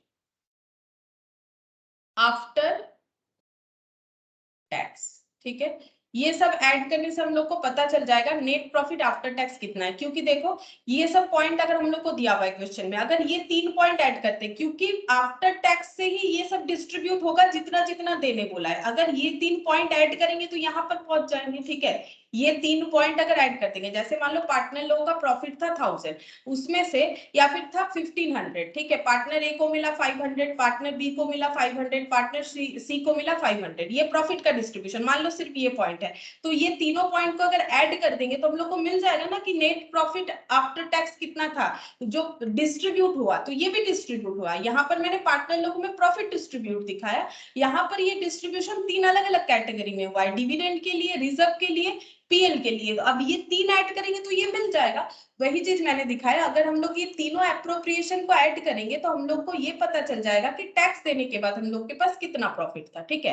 अब इसमें अगर टैक्स एक्सपेंसेस को ऐड कर देंगे, क्योंकि यहाँ पर तो हम लोगों ने टैक्स लेस करके देखा कि हम लोग के पास कितना नेट प्रॉफिट आफ्टर टैक्स हो रहा है, अगर हम लोग रिवर्स चलते हैं तो यहाँ पर क्या करेंगे, टैक्स को ऐड कर देंगे, ठीक है, टैक्स एक्सपेंसेस या फिर प्रोविजन, ठीक है, एक ही बात है। तो टैक्स एक्सपेंसेस या प्रोविजन, इसको अगर हम लोग ऐड बैक कर देंगे तो हम लोग को क्या मिलेगा, ये वाला पॉइंट मिल जाएगा, नेट प्रॉफिट बिफोर टैक्स, ठीक है। अगर हम लोग इसको ऐड कर देंगे तो हम लोग को क्या मिलेगा, नेट प्रॉफिट बिफोर टैक्स, ठीक है। तो जस्ट क्या हुआ, देखो जस्ट ये रिवर्स करके मैंने यहां तक दिखाया, ध्यान से देखो मैंने क्या किया, मैंने यहाँ पर पहले एक ट्रेडिंग पीएल बनाया, फिर यहाँ पर मैंने नेट प्रॉफिट निकाला जैसे तुम लोग करते हो, लेकिन यहाँ पर मैंने बिफोर टैक्स लिखा, फिर इसके बाद टैक्स का खर्चा टैक्स लेस करके दिखाया, तो इसके बाद आ जाएगा net profit after tax. Actually ये यहाँ पर कंटिन्यूएशन नहीं हुआ, तो अगर माइनस करते हैं तो ये वाला आ जाएगा, अगर हम लोग स्टेटमेंट फॉर्मेट में करते हैं, फिर नेट प्रॉफिट आफ्टर टैक्स से ये सब लेस हुआ है। एप्रोप्रिएशन का मतलब क्या, लेस हो गया प्रोपोज डिविडेंड, लेस हो गया transfer to general reserve, less हो गया रिटेन इन पीएल, ठीक है। तो अब अगर हम लोग को क्वेश्चन में मैंने जैसे बोला कि ये सब दिया हुआ है, एक्चुअली लेस कर करके 0 हो जाएगा, मतलब पूरा अगर डिस्ट्रीब्यूट हो गया, क्योंकि देखो डिविडेंड जितना देना था दे दिया, रिजर्व में जितना ट्रांसफर करना था कर दिया, बाकी हम लोगों ने पीएल में रख लिया, हो गया पूरा जो है जितना भी नेट प्रॉफिट आफ्टर टैक्स था वो खत्म हो जाएगा। अब अगर हम लोग ये तीनों को ऐड बैक करते हैं तो यहाँ पहुंच जाएंगे, फिर इसमें अगर टैक्स ऐड कर देंगे तो हम लोग को ये पता चल जाएगा कि नेट प्रॉफिट बिफोर टैक्स कितना था, ठीक है। तो हम लोग को क्वेश्चन में एक्चुअली कहाँ कैलकुलेट करना पड़ेगा पता है, हम लोग को हमेशा क्वेश्चन में कैलकुलेट करना पड़ेगा नेट प्रॉफिट बिफोर टैक्स, हम लोग का स्टार्टिंग पॉइंट यही वाला होगा, नेट प्रॉफिट बिफोर टैक्स। तो अगर क्वेश्चन में ये डायरेक्टली दे दिया तो बहुत अच्छा बात है, नहीं दिया तो इस तरह से हमें कैलकुलेट करना पड़ेगा, और ये इंफॉर्मेशन ऑब्वियसली क्वेश्चन में गिवन होगा, ठीक है। अब हम मेन स्ट्रक्चर जो है वो लिखना स्टार्ट करते हैं, इसके साथ साथ तुम लोग भी लिखो कि कैसे करके ऑपरेटिंग एक्टिविटी का फॉर्मेट बनाया जाता है। तो यहाँ पर लिखते हैं cash flow from operating activities.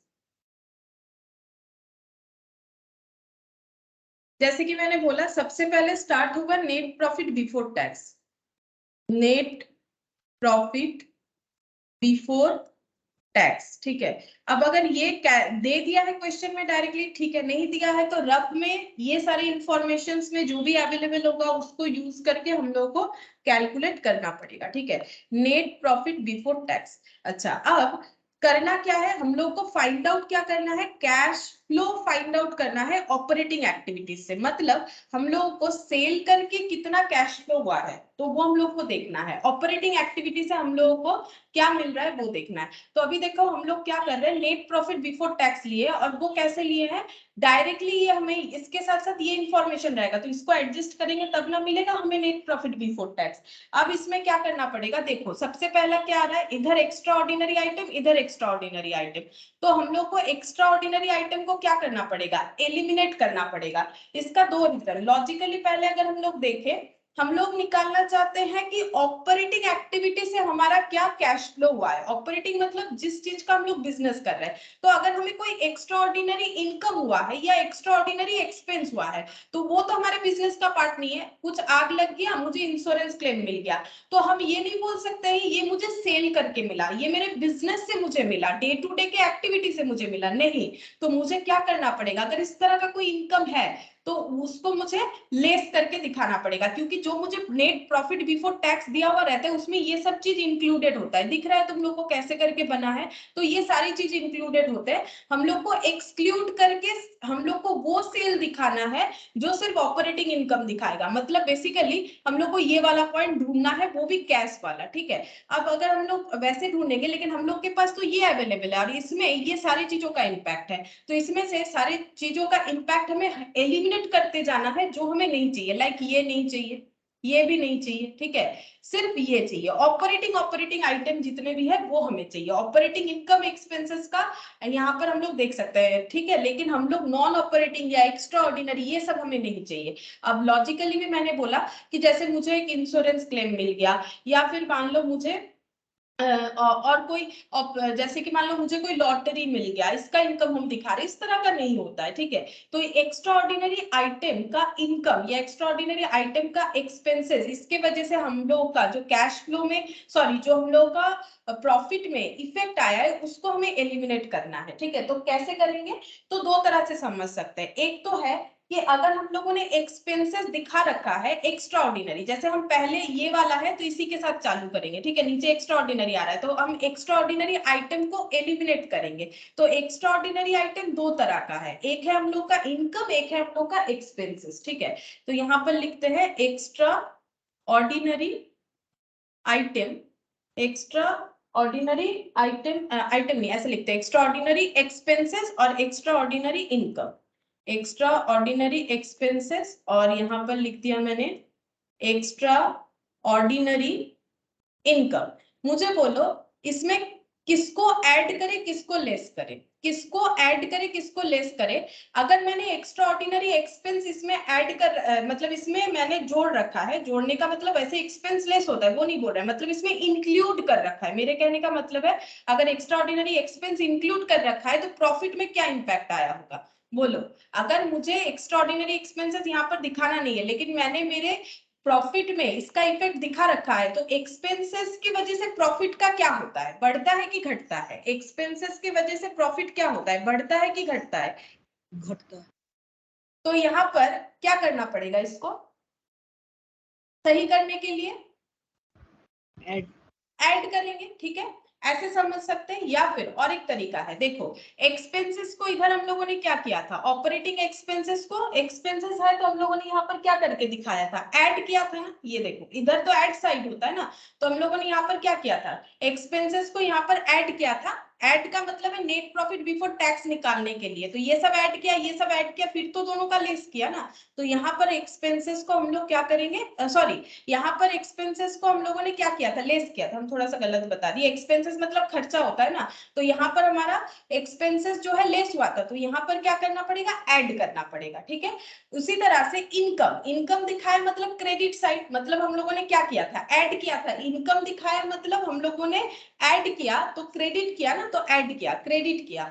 अब अगर हम लोग एक्स्ट्रा ऑर्डिनरी इनकम दिखा रहे हैं तो हमारा प्रॉफिट झूठ मूठ का बढ़ा हुआ है, मतलब इंश्योरेंस क्लेम मिला, लेकिन वो मेरा डे टू डे का इनकम नहीं है, तो मेरा प्रॉफिट जो है मतलब रॉन्गली बढ़ा हुआ है। तो मुझे इसको क्या करना पड़ेगा, लेस करना पड़ेगा, ठीक है। वहां जो आइटम डेबिट था तो वो लेस हुआ था, तो यहाँ वो ऐड हो गया। अच्छा, अब नेक्स्ट देखो, इसको हम लोग क्या लिखेंगे, इस हर एक पॉइंट में ना हेडिंग आएगा, इसको लिखना पड़ेगा। इसके बाद का हेडिंग हो जाएगा नेट प्रॉफिट बिफोर टैक्स, वो तो है ही।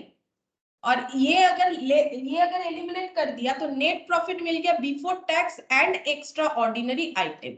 एक्स्ट्रा ऑर्डिनरी आइटम, क्योंकि हम लोगों ने एक्स्ट्रा ऑर्डिनरी आइटम को हटा दिया यहाँ से, ठीक है। हम लोगों ने extra ordinary item in nature of expense या फिर इन नेचर ऑफ इनकम, वो हम लोगों ने एलिमिनेट कर दिया। तो हम लोग कहाँ तक पहुंच गए, हम लोग यहाँ तक पहुंच गए, ये देखो यहाँ तक पहुंच गए, यहां तक हम लोगों ने कंप्लीशन कर लिया। अब ये दो भी हमें एलिमिनेट करना पड़ेगा, क्यों, हम लोग को ऑपरेटिंग कैश फ्लो चाहिए। तो ये क्या है, ये नॉन ऑपरेटिंग एक्सपेंसेस है, ये नॉन ऑपरेटिंग इनकम है। तो अगर हम लोगों ने कोई नॉन ऑपरेटिंग एक्सपेंसेस या इनकम कर रखा है तो उसके वजह से भी हमारा ऑपरेटिंग प्रॉफिट इंपैक्टफुल होगा, तो हम लोग को ये दो एलिमिनेट करना पड़ेगा। तो ये देखो, यहाँ पर एक्सपेंस था तो लेस हो रखा था, इनकम था तो ऐड हो रखा था, जस्ट इसका रिवर्स करेंगे। और अगर नॉर्मली ऐसे समझोगे, जैसे देखो यहाँ पर बोल रहे हैं डिवेंचर का इंटरेस्ट मान लो हम लोगों ने रिसीव किया, तो डिवेंचर का इंटरेस्ट रिसीव किया तो प्रॉफिट बढ़ा हुआ है, लेकिन मुझे डिवेंचर का इंटरेस्ट यहाँ दिखाना अलाउड नहीं है, तो मुझे उसको क्या करना पड़ेगा, कम करना पड़ेगा। तो सिमिलरली यहाँ पर भी वैसे ही हो जाएगा। ये देखो, यहाँ पर हम लिखते हैं एक्स्ट्रा ऑर्डिनरी आइटम के बाद हम लोग लिखेंगे यहाँ पर नॉन ऑपरेटिंग एक्सपेंसेस और non operating income, non operating expenses और नॉन ऑपरेटिंग इनकम। अब बोलो यहाँ पर कौन सा ऐड करें कौन सा लेस करें। पीएल का छोड़ो, तुम लोग अपने दिमाग लगा के बोलो कि अगर मैंने ऐसा कोई इनकम दिखा रखा है जो मुझे ये कैलकुलेट करने के लिए अलाउड नहीं कर रहा है, तो मेरा प्रॉफिट बढ़ा हुआ होगा, तो नॉन ऑपरेटिंग एक्सपेंसेस को क्या करना पड़ेगा, ऐड या लेस, और इनकम को क्या करना पड़ेगा बताओ। खर्च मतलब जैसे रेक्टिफिकेशन भी कभी किए हो तो उसी तरह से होगा ना। जैसे मान लो फिक्स्ड एसेट का खर्चा तुम लोग जो है परचेज में ऐड कर दिए हो, तो उससे क्या हुआ होगा, उससे प्रॉफिट कम हो गया होगा, तो फिक्स्ड एसेट को क्या करना पड़ेगा, हम लोगों को वहां से एलिमिनेट करना पड़ेगा। मतलब मान लो तुम लोग का प्रॉफिट दिख रहा है 10,000, क्योंकि तुम लोगों ने वहां पर वैसे दिखना चाहिए 12,000, क्यों 10,000 दिख रहा है, 2,000 का फिक्स्ड एसेट दिखा के बैठे हो, तो वो गलत है। फिर 2,000 का फिक्स्ड एसेट को वहां से हटाने का मतलब क्या है, 2,000 का फिक्स्ड एसेट प्रॉफिट में हम लोग क्या करेंगे, ऐड करेंगे, क्योंकि फिक्स्ड एसेट तो हमारा परचेज का पार्ट नहीं होता है। जैसे तुम लोग रेक्टिफिकेशन करते हो ना, यहाँ पर भी वैसे ही हो रहा है, बट ये रेक्टिफिकेशन नहीं है, ये कैश फ्लो निकालने का तरीका है ऑपरेटिंग एक्टिविटी वाला। और ये क्यों हो रहा है, यहाँ मैंने समझाया ना, क्योंकि ये सब तो ऑपरेटिंग एक्टिविटीज है नहीं, तो ये सब का इंपैक्ट एलिमिनेट करेंगे, क्योंकि हम लोग को क्वेश्चन में ये दिया हुआ रहेगा, ठीक है, इसी वजह से। तो यहाँ पर बोलो कौन सा ऐड होगा कौन सा लेस होगा। नॉन ऑपरेटिंग एक्सपेंसेस को क्या करें, नॉन ऑपरेटिंग इनकम को क्या करें। एक्सपेंस दिखाने की वजह से प्रॉफिट क्या हो चुका है, कम, तो प्रॉफिट को क्या करना पड़ेगा, ये दिखाना नहीं था एक्सपेंस, तो दिखा दिया था गलती से, तो इसका इंपैक्ट हटाओ। मुझे 10 रुपए का खर्चा दिखाना नहीं है, मैंने दिखा दिया, तो उसको अगर मुझे हटाना है तो मुझे क्या करना पड़ेगा, ऐड कर देंगे। हम खर्चा नहीं दिखाएंगे तो यहाँ पर क्या हो जाएगा, ऐड कर देंगे।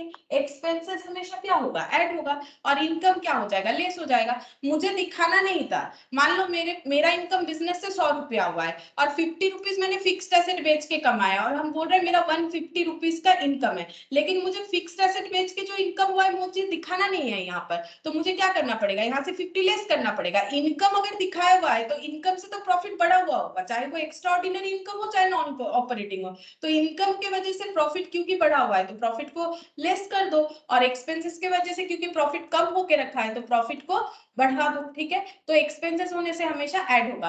और यहाँ पर अगर देखोगे तो जो आइटम देखो, ये आइटम क्या हो रखा था, यहाँ पर ये आइटम एक्सपेंस है, एक्सपेंस का मतलब लेस हो रखा था, और यहाँ पर क्या है, ऐड हो रखा था। ये साइड ऐड होके तभी तो इससे लेस होता है ना, तो इसीलिए जस्ट रिवर्स, इनकम लेस हो रहा है और एक्सपेंसेस ऐड हो रहा है, तभी तो, क्योंकि हम लोग क्या कर रहे हैं, रिवर्स में जा रहे हैं। जैसे मान लो 100 माइनस 20 इक्वल टू 80, ये माइनस कर दिया, लेकिन 20 से जब 80 जाओगे तो 20 प्लस ना, 80 प्लस 20 ना करोगे, यहाँ से जब रिवर्स में 100 में जाओगे, वही चीज हम लोग कर रहे हैं, हम लोग रिवर्स चल रहे हैं, ठीक है, क्योंकि इनडायरेक्ट मेथड में इसी तरह से ही किया गया है। तो यहाँ तक हम लोग का हो गया, देखो यहाँ तक हम लोगों ने कर लिया। अब हम लोग यहाँ पर पहुंच गए, अब हम लोग को क्या करना पड़ेगा, अच्छा, नॉन ऑपरेटिंग इनकम और एक्सपेंसेस जो है वो लेस करने के बाद हम लोगों को क्या मिला, ये पहले लिख लेते हैं। ये एडजस्ट करने के बाद हम लोग को मिल जाएगा यहाँ पर, इसको हम लोग बोलेंगे ऑपरेटिंग प्रॉफिट। ठीक है, ये ऑपरेटिंग प्रॉफिट आ जाएगा, इसको हम लोग बोलेंगे ऑपरेटिंग प्रॉफिट। क्यों? देखो ये क्या है, ये तो ऑपरेटिंग एक्सपेंसेस है, हम लोग को तो ऑपरेटिंग सारा चीज चलेगा ना, हम लोग को cash flow from operating activities निकालना है। अब ये जितना भी बचा, देखो ये जितना भी बचा, ये सारा का सारा ऑपरेटिंग एक्टिविटीज से ही मिला हुआ डेटा है, चाहे वो ऑपरेटिंग एक्सपेंसेस हो चाहे वो ऑपरेटिंग इनकम हो। ठीक है, तो ये देखो हम लोग को क्या मिल गया, ऑपरेटिंग प्रॉफिट। ये सब तो एडजस्ट नहीं करना पड़ेगा, ये हम लोग का क्या है, ऑपरेटिंग एक्सपेंसेस ही है। तो ऑपरेटिंग डेटा अगर चाहिए तो इसको क्या करें, इसको कुछ मत करो। ठीक है, ये सब का कोई इंपैक्ट नहीं करना। ये सब क्यों करना पड़ा, क्योंकि ये सारे चीज मुझे एलिमिनेट करवाने थे। तो यहाँ पर आ गया हम लोग का ऑपरेटिंग प्रॉफिट। अब हम लोग को देखना है क्या यहाँ पर ऐसा कोई आइटम है जो नॉन कैश है, क्योंकि हम लोग ना सिर्फ ऑपरेटिंग एक्टिविटी से मिला हुआ प्रॉफिट नहीं निकाल रहे हैं, हम लोग निकाल रहे हैं cash flow from operating activity. तो क्या यहाँ पर ऐसा कोई खर्चा है जो कि खर्चा तो है, मतलब ऑपरेटिंग खर्चा तो है बट नॉन कैश है? बोल सकते हो इसमें से यहाँ पर ऐसा कौन सा खर्चा है जो हम लोग का ऑपरेटिंग एक्सपेंसेस तो है बट नॉन कैश है? ये देखो लिस्ट से देख के मुझे बताओ कौन सा नॉन कैश है, मतलब जिसके लिए कैश आउटफ्लो नहीं होता है। सैलरी पे करोगे, salary to expense, advertisement, advertisement to expense, commission, commission to expense. ठीक है, इलेक्ट्रिसिटी रेंट, मैंने यहाँ पर एक खर्चा लिखा नहीं है। हाँ, আরেকবার বলো। ডিসকাউন্ট মানে কি বলছো, ডিসকাউন্টটা কি নন অপারেটিং বলছো? ইয়ে তো কোনো ফ্লো তো হচ্ছে না ওটা। না, ডিসকাউন্টে আমাদের এন্ট্রি কিরকম হয়, ডিসকাউন্টে তো এরকম হয় না, যেমন ধরো আমি ডেটারকে ডিসকাউন্ট দিলাম, তাহলে আমার হলো cash account debit, discount allowed debit two ডেটার, ক্যাশ টু ডেটার, ডিসকাউন্ট টু ডেটার। হ্যাঁ, এটা আমার হচ্ছে ডিসকাউন্ট টু ডেটার, হচ্ছে ডিসকাউন্ট টু ডেটার,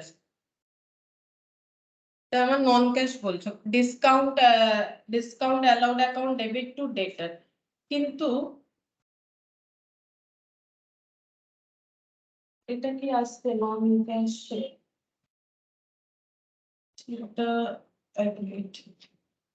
डिस्काउंट अलाउड, तो डिस्काउंट अलाउड আমি বলছি, দেখছি एक जो सबसे पॉपुलर है वो बोल सकते हैं हम डिस्काउंट अलाउड। एक सेकंड देख रहे हैं, मुझे एक बार याद करने दो। एक सबसे ज्यादा पॉपुलर जो खर्चा है जो नॉन कैश ही माना जाता है, हाँ डेप्रिसिएशन। एक बार डेप्रिसिएशन का ट्रीटमेंट कर लेते, फिर ये वाला भी बताते ये होगा कि नहीं होगा। ये देखो यहाँ पर डेप्रिसिएशन, ये मैंने लिखा नहीं, ठीक है, ये लिखा नहीं, लेकिन डेप्रिसिएशन जो है ये भूल गए लिखने। डेप्रिसिएशन या फिर एमोटाइजेशन भी बोल सकते हो, एमोटाइजेशन फॉर इंटेंजिबल एसेट होता है। ठीक है, एमोटाइजेशन का मतलब होता है इंटेंजिबल एसेट। तो इंटेंजिबल एसेट हो या टेंजिबल एसेट हो, अगर उसका वैल्यू कम हो रहा है तो टेंजिबल के केस में डेप्रिसिएशन और इंटेंजिबल के केस में हम लोग का एमोटाइजेशन यूज होता है। तो ये क्योंकि नॉन कैश आइटम है, जितने भी नॉन कैश आइटम होंगे, जैसे मैंने डेप्रिसिएशन लिया और डिस्काउंट वाला देखते हैं, तब हम लोग को यहाँ पर क्या करना पड़ेगा, इस पॉइंट में ऐड करना पड़ेगा। क्यों ऐड करेंगे, ऐड इसीलिए करेंगे क्योंकि इसके वजह से हमारा कोई कैश आउटफ्लो नहीं हुआ है। अगर हम लोगों ने पीएल में डेप्रिसिएशन दिखाया तो उसकी वजह से हमारा प्रॉफिट कम हुआ होगा, लेकिन ये खर्चा क्योंकि कैश आउटफ्लो नहीं करवाता है तो ऑपरेटिंग प्रॉफिट लिखा ना मैंने, ऑपरेटिंग एक्सपेंसेस है, लेकिन ये कैश आउटफ्लो नहीं करवाता है, इस वजह से यहाँ पर हम लोग को ये ऐड कर देना पड़ेगा। तो यहाँ पर हेडिंग करना पड़ता है operating item, operating non cash item, non cash item, operating non cash item. इसमें जैसे मान लो डेप्रिसिएशन एंड एमोटाइजेशन, अभी एक लिख के रखते हैं और वो वाला भी देख लेते हैं, डेप्रिसिएशन एंड एमोटाइजेशन। अच्छा, ये वाला आने के बाद हम लोग को मिलेगा operating profit before working capital changes, इसको बोला जाता है operating profit before working capital changes. ठीक है, अब वर्किंग कैपिटल चेंजेस का मतलब क्या होता है ये पता होना चाहिए। वर्किंग कैपिटल का मतलब होता है current asset minus current liability के बाद जो बचा हुआ रहता है उसे बोला जाता है वर्किंग कैपिटल। ठीक है, करंट एसेट से करंट लायबिलिटी माइनस करने के बाद जो भी हम लोग का बचेगा उसे हम लोग बोलते हैं वर्किंग कैपिटल। इसको ना हम थोड़ा सा ऐसे लिखते नहीं तो जगह नहीं होगा। Operating profit before working capital यहाँ पर operating profit before working capital changes. ठीक है, अब वर्किंग कैपिटल चेंजेस मतलब करंट एसेट करंट लायबिलिटी। एक कॉमन करंट एसेट या करंट लायबिलिटी बोल सकते हो, एक कॉमन करंट एसेट या करंट लायबिलिटी बोल सकते हो जो किसी के भी बिजनेस में हो सकता है, चाहे कंपनी हो चाहे कुछ और हो, सभी के बिजनेस में हो सकता है। ऐसा कोई common current asset current liability बोलो। ऐसा कोई करंट एसेट करंट लायबिलिटी जो किसी के भी बिजनेस में हो सकता है। एक एक एग्जांपल दो, एक करंट एसेट का दो जो किसी के भी बिजनेस में हो सकता है, एक करंट लायबिलिटी का दो जो किसी के भी बिजनेस में हो। Debtor creditor. ठीक है, डेटर क्रेडिटर ये सभी के बिजनेस में होगा, ऐसा कोई नहीं बोल सकता कि मेरे बिजनेस में डेटर क्रेडिटर नहीं है। ठीक है, अब देखो अगर एक बार इसको देखते हैं ये वाला, तो हम लोगों ने ये भी कंप्लीट कर लिया। अब हमारा कौन सा पार्ट पड़ा हुआ है, ट्रेडिंग का। देखो opening stock related to stock, purchase related to stock, stock को अपने शॉप तक गोडाउन तक लोकेशन तक पहुंचाने के लिए डायरेक्टली जो भी खर्चा होता है डायरेक्ट एक्सपेंसेस, ये सब क्या हो गया हमारा total value of the stock. और इसमें से ये बेचने के बाद ये क्लोजिंग स्टॉक का वैल्यू पड़ा हुआ है। ठीक है, तो परचेज करने से क्या होता है, परचेज करने से क्या हो सकता है, दो चीज हो सकता है, या तो क्रेडिटर बनेगा या फिर क्या होगा, दो चीज हो सकता है, या तो क्रेडिटर बनेगा या तो क्या होगा बोलो। कितने तरीके का परचेज कर सकते हैं, क्रेडिटर बनेगा या कैश और क्रेडिट। कैश आउटफ्लो होगा। कैश आउटफ्लो अगर कैश में परचेस करेंगे। अच्छा सेल्स का बताओ, सेल्स का भी दो सिचुएशन हो सकता है, या तो डेटर बनेगा या तो कैश इनफ्लो होगा। और एक जगह पे इंपैक्ट होगा स्टॉक का, जब भी खरीदेंगे स्टॉक क्या होगा बढ़ेगा, जब भी सेल करेंगे स्टॉक क्या होगा कम होगा। क्या ये सब ये डेटर स्टॉक और क्रेडिटर कैश ये सब क्या करंट एसेट करंट लायबिलिटी है कि नहीं है। ये जितना भी आइटम का इंपैक्ट आ रहा है ये देखो, ये जितना भी आइटम, क्योंकि हम लोग को तो सेल की तरह पहुंचना है ना, तो ऑपरेटिंग सेल हम लोग देखेंगे कि कैश सेल कितना है। बेसिकली हम लोग को ये देखना है कि cash flow from operating activity कितना है।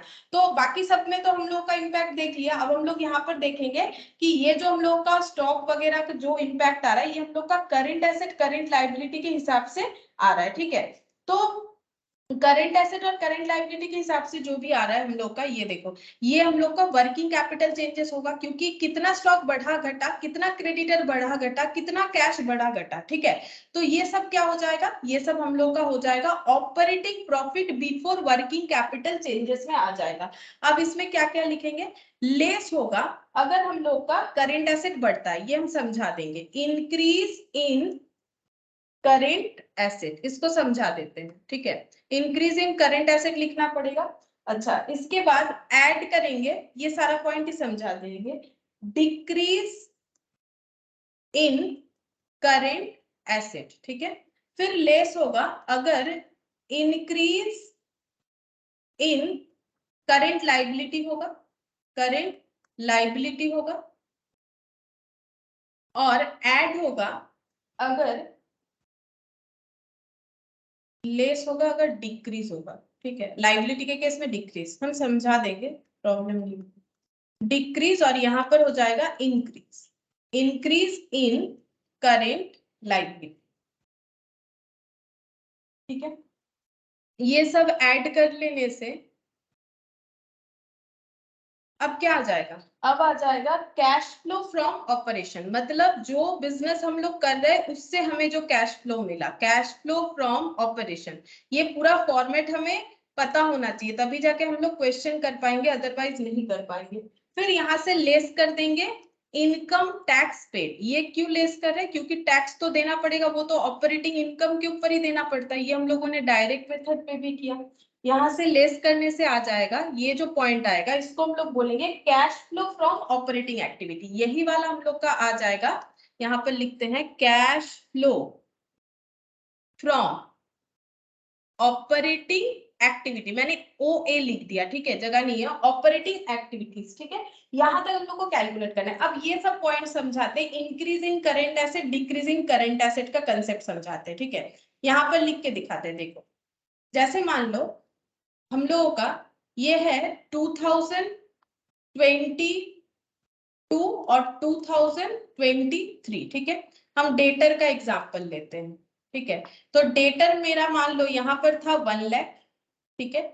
अब यहाँ पर हो गया डेटर 2 लाख। इसका मतलब क्या होता है, अगर मेरा प्रीवियस ईयर डेटर था क्लोजिंग बैलेंस 1 लाख, अभी डेटर का क्लोजिंग बैलेंस 2 लाख, मतलब मार्केट में पहले रिसीवेबल था 1 लाख, अभी रिसीवेबल हुआ 2 लाख। तो इसका मतलब क्या हुआ, क्या हमारे पास पैसा आया या नहीं आया, मतलब कैश इनफ्लो या आउटफ्लो ही तो बताना है। तो ऐसे होने पर क्या हुआ, कैश इनफ्लो हुआ या आउटफ्लो हुआ, क्या हुआ? अगर मेरा तुम लोग ही बताओ, अभी हम कुछ नहीं बोल रहे, 1 लाख और ये 2 लाख, बताओ।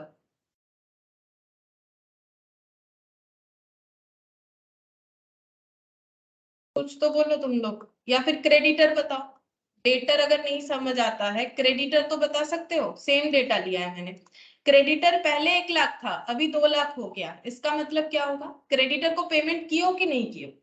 अगर नहीं नहीं किए हैं, परचेस किए हैं बट पेमेंट नहीं किए, यही तो हुआ। तो कैश आउटफ्लो हुआ कि नहीं हुआ, यही तो बताना है कि अगर पेमेंट नहीं किए हैं तो कैश आउटफ्लो हुआ कि नहीं, नहीं हुआ, ठीक है।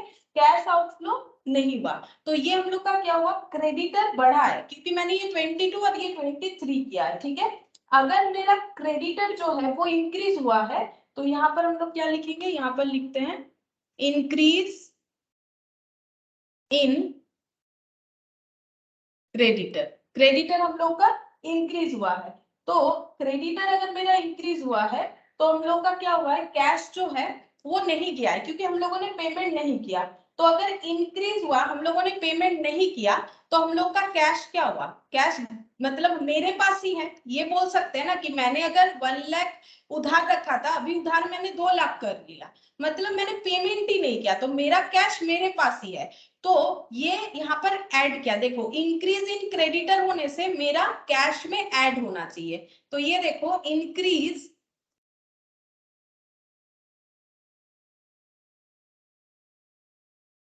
देखो यहाँ पर क्या दिखा रहा है,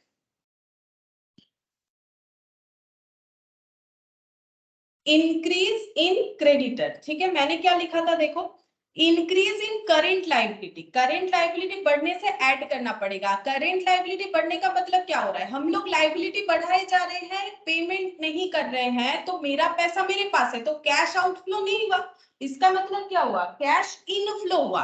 कैश प्लस ही है मेरे पास, मतलब इसको हम बोल सकते हैं मेरा कैश इनफ्लो हुआ, ठीक है। इसीलिए अगर कभी भी मेरा लाइबिलिटी जो है वो बढ़ जाता है, तो मेरा यहाँ पर क्या हो जाएगा, ऐड करके दिखाना है। लेकिन इसको ना रटो मत, इसको समझो क्यों हो रहा है। तो एक हम लोगों ने क्रेडिटर से समझ लिया, अगेन क्रेडिटर से फिर से समझेंगे रिवर्सली, ठीक है।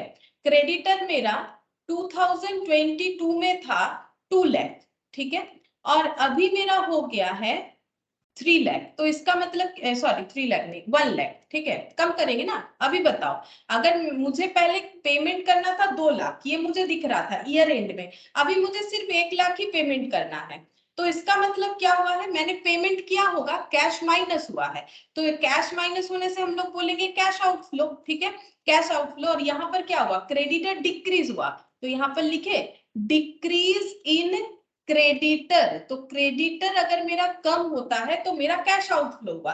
तो इसका मतलब अगर मेरा करेंट लायबिलिटी कम होगा तो मुझे माइनस करना चाहिए। देखो मेरा करेंट लायबिलिटी कम होगा तो मुझे माइनस करना चाहिए, लेकिन इसे रटना नहीं है, हम लोग पॉइंट के हिसाब से डिस्कस कर लेंगे। जैसे यहाँ पर पॉइंट है ना, क्वेश्चन में भी तुम लोग को पॉइंट मिलेगा, अब डेटर का कंसेप्ट इसी तरह से सोचो, मुझे किसी को 1 लाख पे करना था, अभी मैंने अपना लाइबिलिटी मतलब मैंने क्या किया है, मेरा जो सॉरी मुझे किसी से 1 लाख रुपए मिलने वाला था, डेटर है मैंने पेबल बता दिया, अगर मुझे किसी से 1 लाख रुपए मिलने वाला था, अभी मुझे उससे 2 लाख मिलेगा, तो क्या मुझे पैसा मिला है कि नहीं मिला है, मतलब मेरा कैश आया कि नहीं है, नहीं आया, तो माइनस है तो इसको क्या बोलेंगे, प्लस है तो इनफ्लो, माइनस है तो क्या बोलेंगे, कैश आउटफ्लो, है ना। तो ये क्या हुआ है, इंक्रीज। तो अगर करेंट एसेट इंक्रीज होता है तो लेस होगा, देखो करेंट एसेट अगर इंक्रीज होता है तो लेस होगा, है ना। सिमिलरली और एक डेटर का ले लेते हैं एग्जांपल, मतलब जिसमें ऑपोजिट होगा, यहाँ पर दिखाते हैं डेटर, ठीक है, डेटर यहाँ पर 2022, यहाँ पर लेते हैं 2 लाख और यहाँ पर मैंने ले लिया 3 लाख, ठीक है। अब मेरा डेटर क्या हो गया है, और मैंने फिर से सेम ले लिया, ये 1 लाख करना पड़ेगा, मुझे किसी से 2 लाख मिलना था, ठीक है, मुझे मार्केट से 2 लाख मिलना था, अब 1 जन हो 5 जन हो उससे मुझे कोई फर्क नहीं पड़ता है, मुझे 2 लाख मिलने वाला था, मुझे अभी 1 ही लाख मिलेगा, तो क्या मेरे पास कुछ पैसा आ गया है, इसीलिए क्या मुझे कम दिख रहा है, बोलो, मुझे 2 लाख मिलने वाला था, अभी मुझे पता चल रहा है मुझे 1 ही लाख मिलेगा, मतलब मुझे कुछ मिला है, 1 लाख मिल गया है, तभी तो मुझे अब दिख रहा है 1 ही लाख मिलेगा, तो कैश आया है, तो इसको हम लोग क्या बोलेंगे, कैश इनफ्लो। तो अगर मेरा डेटर यानी कि करेंट एसेट क्या हुआ है, करेंट एसेट डिक्रीज हुआ है ना, मतलब रिसीवेबल कम हुआ है, रिसीवेबल कम होने का मतलब पेमेंट मिल गया है, जितना मिल गया उतने से कम दिख रहा है ना, तो देखो डिक्रीज इन करेंट लायबिलिटी होने से ऐड होगा, क्योंकि ये मेरा पैसा लाता है, ठीक है। तो ये एग्जांपल समझोगे तब किसी जगह पे भी अप्लाई कर पाओगे, क्योंकि हम लोग को तो सिर्फ डेटर क्रेडिटर देगा ऐसा जरूरी नहीं है, और भी जैसे bills payable, bills receivable, outstanding income, outstanding expense, बहुत सारी चीज दे सकते थे। तो ये देखो, ये अभी हम लोगों ने जस्ट समझा, ठीक है। अब एक क्वेश्चन करोगे तो और भी क्लियरली समझ में आ जाएगा, एक क्वेश्चन करके देखते हैं, क्वेश्चन नंबर 8 करेंगे, देखो ये वाला, Messrs Jyoti of Star Oils Limited has collected the following information for preparation of the cash flow statement for the year ended 31st March 2001। देखो क्या दिया है, net profit, dividend paid, provision for income tax paid during the year, loss on sale of fixed asset. हम ना एक एक item पूछ लेते हैं कि कहां पर जाएगा, तो मुझे एक बार बता दो तुम लोग, तो करने में आसानी होगा, ठीक है। पहला क्वेश्चन है तो इसीलिए हम थोड़ा सा स्लो भी चल रहे हैं, तो मुझे बताओ कि ये नेट प्रॉफिट कहां पर जाएगा, कैश फ्लो फ्रॉम कौन सा एक्टिविटी, कैश फ्लो फ्रॉम अभी दिखाया ना मैंने ऑपरेटिंग एक्टिविटी का, तो देखो ना आइटम दिख रहा है, cash flow from operating activity में कहां से स्टार्ट होता है, नेट प्रॉफिट बिफोर टैक्स, लेकिन ये सिर्फ प्रॉफिट लिखा हुआ है, बिफोर आफ्टर लिखा हुआ नहीं है, तो ये हमेशा मानो आफ्टर टैक्स, अगर बिफोर टैक्स होगा तो वो क्वेश्चन में दिखाई देगा, लिखा हुआ रहेगा, ठीक है। तो ये कौन सा है, ये नेट प्रॉफिट आफ्टर टैक्स है, लेकिन हम लोग को क्या चाहिए, नेट प्रॉफिट बिफोर टैक्स चाहिए, जैसे कि मैंने बोला था हम लोग को क्वेश्चन में ये दिया हुआ रहेगा, तो नेट प्रॉफिट आफ्टर टैक्स दिया हुआ है, इसको अगर बिफोर टैक्स करना है तो ये इस तरह के जो एडजस्टमेंट है वो हम लोग को क्या करना पड़ता है, ऐड करना पड़ता है, ठीक है। अच्छा, तो हम लोग उसको ऐड कर लेंगे, क्या क्या ऐड कर सकते हैं, अगर कोई रिटेन्ड प्रॉफिट है, अगर कोई प्रोपोज डिविडेंड है, और अगर कोई प्रोविजन फॉर टैक्सेशन है, ठीक है, तो उसमें ये वो आइटम में ये ऐड हो जाएगा, तो हमें इसमें कुछ ऐड करना पड़ेगा तीनों में से जो भी रहेगा अवेलेबिलिटी, ताकि ये हम लोग का नेट प्रॉफिट बिफोर टैक्स बन जाए।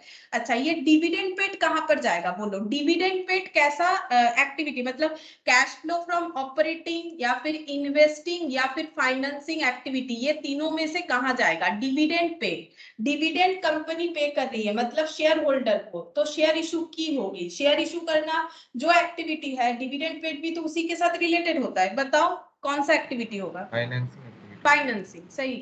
प्रोविजन फॉर इनकम टैक्स ये कहां पर जाएगा, ये यहाँ पर ऐड हो जाएगा, ठीक है। प्रोविजन फॉर इनकम टैक्स क्या हो जाएगा, यहाँ पर ऐड हो जाएगा, ये देखो,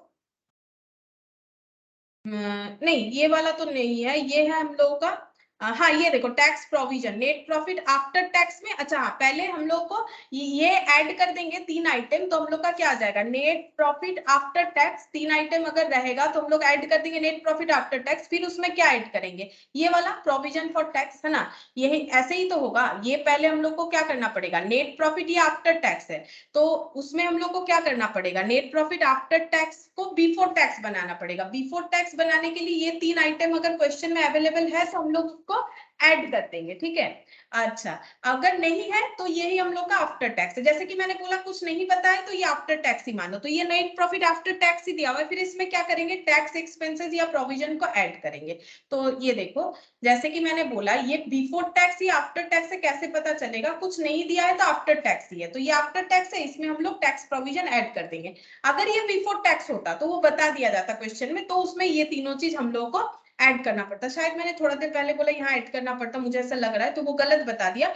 मैंने क्या किया कि मैंने इसको बिफोर टैक्स मान लिया, क्योंकि देखो कुछ नहीं बोलेगा तो नेट प्रॉफिट आफ्टर टैक्स ही हमें मानना है, क्योंकि नहीं बोला है ना बिफोर टैक्स, तो मानेंगे कि आफ्टर टैक्स है। तो आफ्टर टैक्स है तो इसका मतलब एप्रोप्रिएशन क्या हुआ है, तो इसमें सिर्फ और सिर्फ हम लोग को क्या ऐड करना पड़ेगा, टैक्स का प्रोविजन करने से हम लोग का क्या आ जाएगा, नेट प्रॉफिट बिफोर टैक्स आ जाएगा, मतलब हम लोग का स्टार्टिंग पॉइंट हम लोगों को मिल जाएगा। अच्छा अब ये इनकम टैक्स पेड जो है ये कहां पर बैठेगा, income tax paid during the year, ये कहां पर जाएगा, ये देखो हम दिखाते हैं, इनकम टैक्स पेड कहां पर आता है, यहाँ पर cash flow from operation calculate करने के बाद आएगा। तो income tax cash flow from operation जो है वो दिखाने के बाद ये आ जाएगा। Loss on sale of fixed asset ये कहां पर आएगा, loss on sale of fixed asset ये पीएल में जाता है, याद करो ये पीएल में जाता है, तुम लोग पहले भी पीएल में इसको बहुत बार लिख चुके हो 11 में भी, ठीक है। लेकिन ये कैसा एक्सपेंस है, लॉस तो है, ये कैसा लॉस है, ये ऑपरेटिंग है कि नॉन ऑपरेटिंग है कि एक्स्ट्रा ऑर्डिनरी है, 3 तरह का ही तो आइटम होता है, operating, non operating, extra ordinary, कौन सा होगा,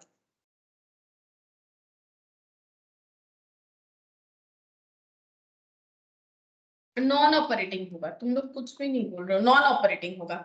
book value of fixed asset sold, ठीक है, जो फिक्स्ड एसेट बेच दिया उसका बुक वैल्यू बता रहा है, बुक वैल्यू मतलब उसका वैल्यू बुक्स में दिख रहा था 185 जब उसे बेचा गया, ठीक है।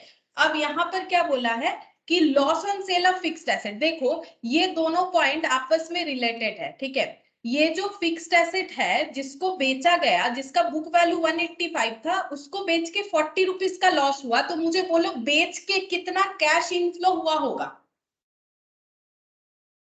बोलो 145 145, ये कहां पर आएगा,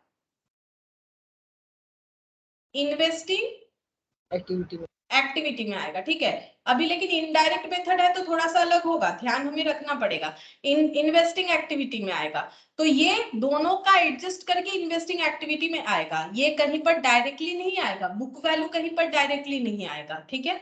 अच्छा अब बोल रहा है डेप्रिसिएशन जो पीएल में चार्ज किया हुआ है इसको हमें क्या करना पड़ेगा, ऐड बैक करना पड़ेगा, डेप्रिसिएशन को हम लोग क्या करेंगे, नॉन कैश आइटम के अंडर इसे ऐड कर देंगे, क्यों, क्योंकि ये इससे हमारा कैश आउटफ्लो नहीं होता है। Profit on sale of investment, carrying amount of investment sold, फिर से दोनों पॉइंट आपस में जो है लिंक है। प्रॉफिट हुआ है 100 रुपए, कैरिंग अमाउंट मतलब जिस अमाउंट में इन्वेस्टमेंट बुक्स ऑफ अकाउंट्स में रिकॉर्ड हो रखा था जब ये बिक रहा था, ठीक है, तो इसका कैरिंग अमाउंट इतना है, प्रॉफिट इतना है, तो बेच के कितना पैसा मिला होगा, बोलो बेच के कितना पैसा मिला होगा। कैरिंग अमाउंट का मतलब क्या है, कैरिंग अमाउंट का मतलब है बैलेंस शीट में इन्वेस्टमेंट जितने में दिख रहा होगा 27,765 और इतने का इन्वेस्टमेंट 100 रुपीज के प्रॉफिट में बेच दिया, तो बेच के कितना अर्न हुआ, 27,865 27,865, ये कहां पर दिखाएंगे, इन्वेस्टिंग एक्टिविटी में। ये इन्वेस्टिंग एक्टिविटी में दिखाएंगे, ठीक है, ये इन्वेस्टिंग, और ये प्रॉफिट कहां पर दिखाएंगे, profit on sale of investment, ये पीएल में हम लोगों ने पहले दिखाया होगा, जिस वजह से हम लोग का जो ऑपरेटिंग प्रॉफिट है वो ज्यादा दिख रहा होगा, तो इसको हमें क्या करना पड़ेगा, ये तो नॉन ऑपरेटिंग क्या है, लेस कर दूंगा। हाँ ये लेस करना पड़ेगा, ये क्या है, ये है हम लोग का नॉन ऑपरेटिंग एक्टिविटी, है ना। ये हम लोग का क्या है, नॉन ऑपरेटिंग एक्टिविटी है, तो इसको हम लोग को क्या करना पड़ेगा, लेस करना पड़ेगा, इसकी वजह से प्रॉफिट बढ़ा हुआ है। फिर बोल रहा है interest income received on investment, ये कहां पर जाएगा, इंटरेस्ट इनकम रिसीव हुआ है इन्वेस्टमेंट में, ये कहां पर जाएगा, 2506।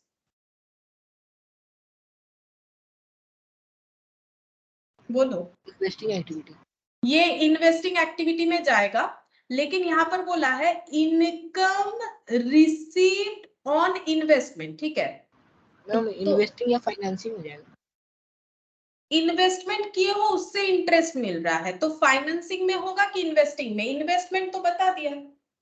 अगर हम लोगों ने कोई भी बॉन्ड खरीद सकते हैं, कुछ हम लोगों ने डिवेंचर खरीदा है, तो इन्वेस्टिंग में ही ना जाएगा, लेकिन ये दो जगह पे आएगा, एक तो इन्वेस्टिंग एक्टिविटी में आएगा, लेकिन इंटरेस्ट का इनकम पीएल में दिखाते हो कि नहीं, क्योंकि यहाँ पर इनकम और रिसिप्ट दोनों को एक साथ दिखा है। इंटरेस्ट इनकम रिसीव्ड मतलब जितना इनकम हुआ है उतना रिसीव्ड भी हो गया है, मतलब no outstanding, no prepaid, nothing, ठीक है। तो इंटरेस्ट इनकम रिसीव्ड, इनकम कहाँ दिखाते हैं, अगर ये रिसीव्ड पॉइंट नहीं होता, सिर्फ इंटरेस्ट इनकम होता, तो ये पीएल में दिखाया गया होगा। किस हिसाब से, कौन से एक्टिविटी, पीएल में 3 तरह का एक्टिविटी होता है, ऑपरेटिंग मतलब ऑपरेटिंग एक्सपेंसेस, मतलब ऑपरेटिंग एक्सपेंसेस, ऑपरेटिंग इनकम, और क्या होता है पीएल में, sorry, non operating expenses, income, extra ordinary item, है ना, ये होता है 3 तरह का आइटम होता है ना। ये देखो हम लोग के पीएल में तो 3 तरह का आइटम होता है, operating, non operating, extra ordinary. तो इंटरेस्ट इनकम इन तीनों में से किस में आ रहा है, इंटरेस्ट इनकम ये तीनों में से किस में आ रहा है, ऑपरेटिंग, नॉन ऑपरेटिंग। तो नॉन ऑपरेटिंग होगा तो एलिमिनेट करना पड़ेगा, नॉन ऑपरेटिंग है तो एलिमिनेट करना पड़ेगा, तो क्या करेंगे, इनकम के वजह से प्रॉफिट बढ़ा हुआ है, तो हम लोग को क्या करना पड़ेगा, इसको लेस करना पड़ेगा, मतलब ये एक बार लेस होगा, cash flow from operating activity में लेस करके दिखाना पड़ेगा। और क्योंकि रिसिप्ट भी हुआ है, तो इन्वेस्टमेंट किया था हम लोगों ने कुछ, उससे हमें इंटरेस्ट मिला है, चाहे एफडी किया हो, फिक्स डिपॉजिट, कुछ भी हो सकता है, तो वो हम लोग का इन्वेस्टिंग एक्टिविटी में भी जाएगा, मतलब ये दो जगह पे जाएगा, एक तो हम लोग का नॉन ऑपरेटिंग एक्टिविटी के हिसाब से एडजस्ट होगा, एक इन्वेस्टिंग एक्टिविटी में चला जाएगा, इसका इनकम जो रिसीव हुआ है। अब देखो फर्क देखना, ठीक है, ये वाला और ये 2 पॉइंट में तुम लोग डिफरेंस ध्यान से देखो। Interest expenses for the year, ये कहाँ लिखा हुआ रहता है, इंटरेस्ट एक्सपेंसेस कहाँ लिखा हुआ रहता है, फाइनल अकाउंट्स में कहाँ लिखा हुआ रहता है, इंटरेस्ट एक्सपेंसेस पीएल में हम लोग दिखाते हैं। पीएल का ये कौन सा आइटम है, पीएल का एक्सपेंस कौन सा,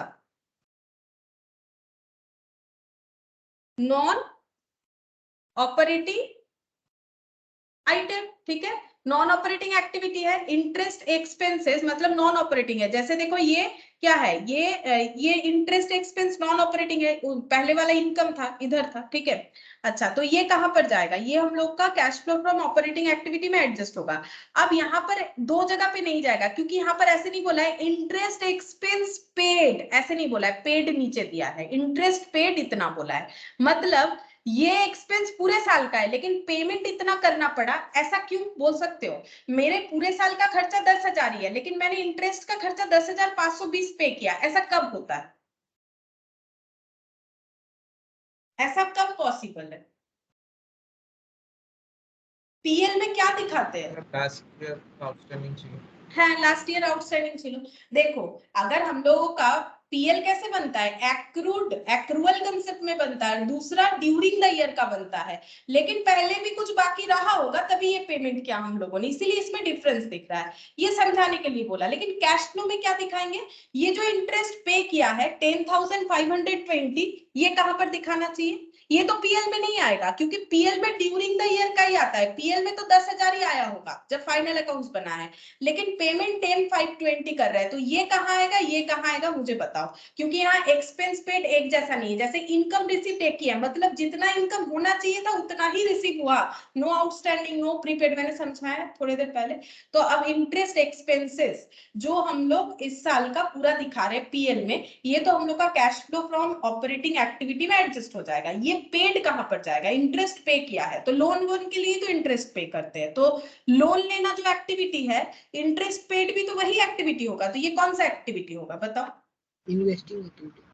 सोचो, लोन लेना इन्वेस्टमेंट फाइनेंसिंग फाइनेंसिंग एक्टिविटी होगा, ठीक है, फाइनेंसिंग एक्टिविटी होगा, सोच के थोड़ा सा बोलो, नहीं तो मतलब इसमें बहुत ज्यादा चांसेस होता है गलत होने का, ठीक है। मतलब इंटरेस्ट इंटरेस्ट ऐसा लगता है वहां फाइनेंस हुआ तो यहाँ भी फाइनेंस, ऐसा नहीं, हम लोग को देखना है कि लोन लिया है कि दिया है, ठीक है।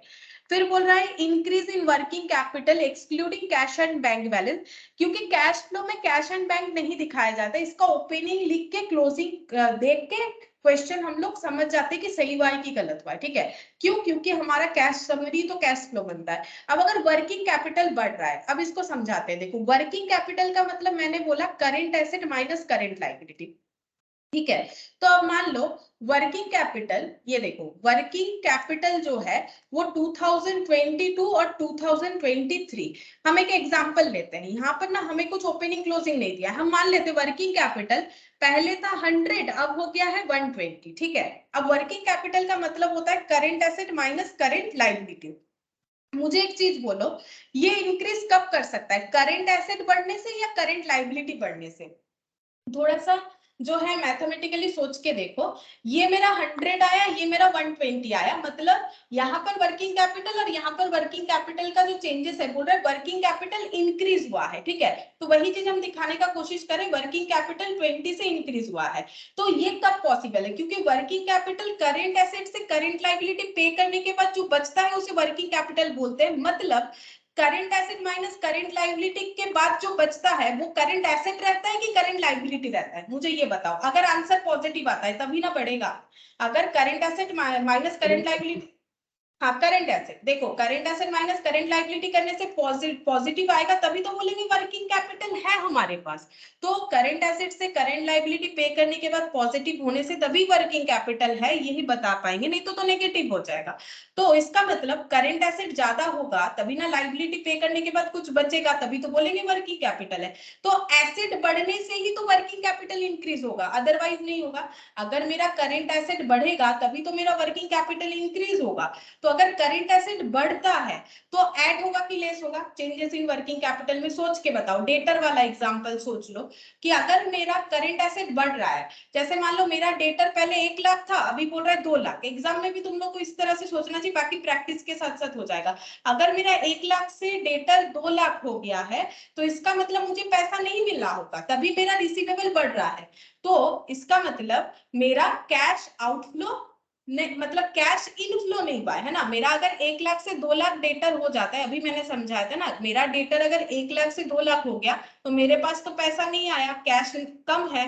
कैश कम है तो ये हम लोग क्या बोलेंगे, कैश आउटफ्लो की तरह इसे हम लोगों को ट्रीट करना पड़ेगा। इसका मतलब ये नहीं कि मैंने किसी को पे कर दिया लेकिन मेरे पास पैसा भी तो नहीं आया ना, क्योंकि मेरा डेटर जो है बढ़ ही जा रहा है, बढ़ ही जा रहा है, मतलब पेमेंट कर ही नहीं रहा है। तो इससे इसीलिए मेरा कैश क्या है, नेगेटिव की तरफ है। तो ये हो गया मेरा कैश आउटफ्लो। तो अगर मेरा वर्किंग कैपिटल, मुझे अलग अलग पॉइंट नहीं दिया है, हम लोग ऐसे एनालिसिस नहीं कर पा रहे हैं, लेकिन सिर्फ बोल दिया इंक्रीज, तो एडजस्ट करके तो दिखाना पड़ेगा। तो अगर मेरा वर्किंग कैपिटल इंक्रीज हो रहा है, इंक्रीज इन वर्किंग कैपिटल, तो मुझे उसे क्या करना पड़ेगा, कैश आउटफ्लो है, मतलब मेरा करंट एसेट बढ़ रहा है, बेसिकली मेरा करंट एसेट बढ़ रहा है, तभी ये पॉसिबल है। तो करंट एसेट बढ़ने से जो ट्रीटमेंट होता है वही यहाँ पर करना है, यानी कि हम लोगों को लेस करना पड़ेगा, ठीक है। अच्छा, अब देखो परचेज ऑफ फिक्स्ड एसेट, ये कहाँ जाएगा? अब आसान आसान पॉइंट आ गया, बताओ परचेज ऑफ फिक्स्ड एसेट कहाँ जाएगा? Investing activity. Investment in joint venture, investing activity investment तो बोल ही दिया है, जॉइंट वेंचर में पैसा लगा रहे हो। Expenditure on construction of work in progress, कुछ काम वर्क इन प्रोग्रेस में है, ऑपरेटिंग एक्टिविटी नहीं सोचो, एक्सपेंडिचर ऑन कंस्ट्रक्शन का काम चल रहा है, कुछ हम लोग कंस्ट्रक्शन कर रहे हैं जो कि अभी WIP में है, तो क्या ये मेरा ऑपरेटिंग एक्टिविटी हुआ? मेरा कंस्ट्रक्शन का काम थोड़ी ना है, तब ना होगा operating activity. Investing activity investing activity होगा। प्रोसीड्स फ्रॉम कॉल्सिनेरियर, कॉल्सिनेरियर मतलब कॉल्सिनेरियर था, किसी ने पैसा नहीं दिया था, अभी दे दिया, तो क्या होगा? शेयर का कॉल्सिनेरियर, financing activity. Receipt of grant for capital project, grant मिला है, ग्रांट मतलब गवर्नमेंट से मिल सकता है, सब्सिडी जो मिलता है ना उसे ग्रांट, हाँ ये फाइनेंसिंग एक्टिविटी होगा। देखो ग्रांट मिलना हम लोग का क्या होता है? ग्रांट मिलना मतलब हम लोगों को मतलब सोर्स ऑफ मतलब फंडिंग मिला बेसिकली, ठीक है, ग्रांट के तौर पे, पूरा नहीं मिला, कुछ मिला, तो ये हम लोग का फाइनेंसिंग एक्टिविटी। अब जब इस पैसे को कहीं लगाएंगे तो वो इन्वेस्टिंग हो जाएगा। इस पैसे को जहां यूज करेंगे तब उस जगह पे जितना भी खर्चा दिखेगा वो इन्वेस्टिंग होगा। Proceeds from long term boring, long term boring मतलब लोन होता है, लोन से पैसा मिला, इसे क्या बोलेंगे? लोन से पैसा मिलना financing activity. Financing. Short term borrowing ये भी लोन है, लोन से पैसा मिला। Again financing. ओपनिंग और क्लोजिंग कैश बैलेंस का क्या यूज होता है? ये सारे एक्टिविटीज का कैश फ्लो दिखाने के बाद उसमें ओपनिंग कैश फ्लो ऐड अगर करते हैं तो हमें क्लोजिंग कैश फ्लो मिल जाना चाहिए। अब हम लोग को बोल रहा है कि AS3 के हिसाब से कैश फ्लो स्टेटमेंट बना के देने के लिए, ठीक है। अभी देखो हम लोग को क्या करना पड़ेगा, इनडायरेक्ट मेथड है तो हम लोग को पहले ऐसे करना पड़ेगा। अब क्या क्वेश्चन में इनडायरेक्ट डायरेक्ट मेथड बता देगा? देखो अगर बता दिया तो बहुत अच्छा बात है, नहीं बताया तो कैसे समझोगे? अगर क्वेश्चन में दिया हुआ है प्रोविजन फॉर इनकम टैक्स, ठीक है, इस तरह का डिविडेंड, डिविडेंड बोल रहा है जैसे प्रोपोज डिविडेंड, रिटेन अर्निंग, इस तरह का अगर दिया हुआ रहता है तो ये हम लोग का हमेशा क्या होता है, इनडायरेक्ट मेथड से ही किया जाता है, ठीक है। डायरेक्ट मेथड तभी कर पाओगे अगर वहां पर एक कैश बुक दिया हुआ है। जैसे लास्ट दिन का क्वेश्चन अगर तुम लोग देखोगे, जो भी हम लोगों ने डायरेक्ट मेथड से कंप्लीट किया था, वहां पर हर जगह पे या तो हम लोग के पास एक कैश समरी था, मतलब कैश अकाउंट था, या फिर कैश बुक था, ठीक है। इस तरह के क्वेश्चन में होता है, हम लोग डायरेक्ट मेथड अप्लाई कर सकते हैं, ठीक है। अच्छा अब देखो यहाँ पर हम करके दिखाते हैं कैसे करके करना पड़ेगा। पहले ये पूरा फॉर्मेट को लिख लो, क्या होगा, लिख लेने से आसानी से कर पाएंगे हम लोग, तो याद भी हो जाएगा इसके साथ साथ फॉर्मेट। तो सबसे पहले लिखेंगे cash flow from, cash flow statement, cash flow statement for the year ended 31st March 2001, 31st March 2001। अच्छा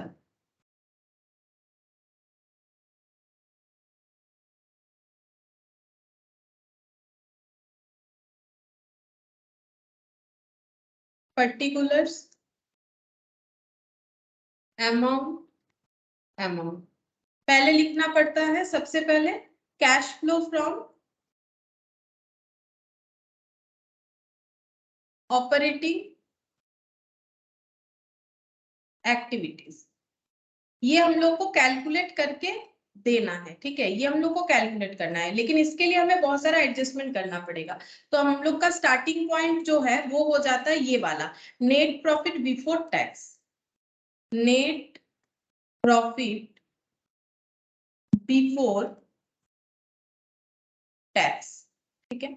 फिर यहाँ पर क्या करेंगे, पीएल याद करो हमेशा, ठीक है। फॉर्मेट किस तरह से याद करोगे, क्योंकि नेट प्रॉफिट बिफोर टैक्स जो हम लोगों को मिलेगा उसमें हम लोग को क्या करना पड़ेगा, एक्स्ट्रा ऑर्डिनरी, फिर उसके बाद नॉन ऑपरेटिंग आएगा, पहले एक्स्ट्रा ऑर्डिनरी फिर नॉन ऑपरेटिंग, और जितने भी इनकम है वो लेस हो जाएंगे, इनकम के वजह से प्रॉफिट ज्यादा दिख रहा है, और जितने भी एक्सपेंसेस होंगे वो ऐड हो जाएंगे, ठीक है। सिंपल इस तरीके से याद रख सकते हो। तो यहाँ पर ऐड कर दिया मैंने एक्स्ट्रा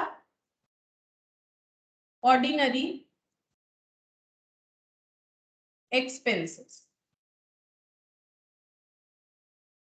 एक्स्ट्रा, वैसे है नहीं इस क्वेश्चन में एक्स्ट्रा ऑर्डिनरी वाला पॉइंट है नहीं, फिर भी मैंने एक बार लिखवा दिया ताकि तुम लोगों को फॉर्मेट जो है एक बार याद हो जाए। अगर तुम लोग लिख रहे हो तो मेरे साथ जरूर याद हो जाएगा, नहीं तो फिर घर पे मेहनत करके याद करना पड़ेगा। अच्छा इसके बाद होता है ये आने के बाद हम लोगों को कैलकुलेट करना पड़ेगा एक बार, ठीक है, सारे डेटा को कैलकुलेट करना पड़ेगा। कैलकुलेट करके हम लोग को लिखना पड़ेगा क्या आया, ये आ जाएगा, ये एडजस्ट करने से आ जाएगा net profit before tax and extra ordinary item,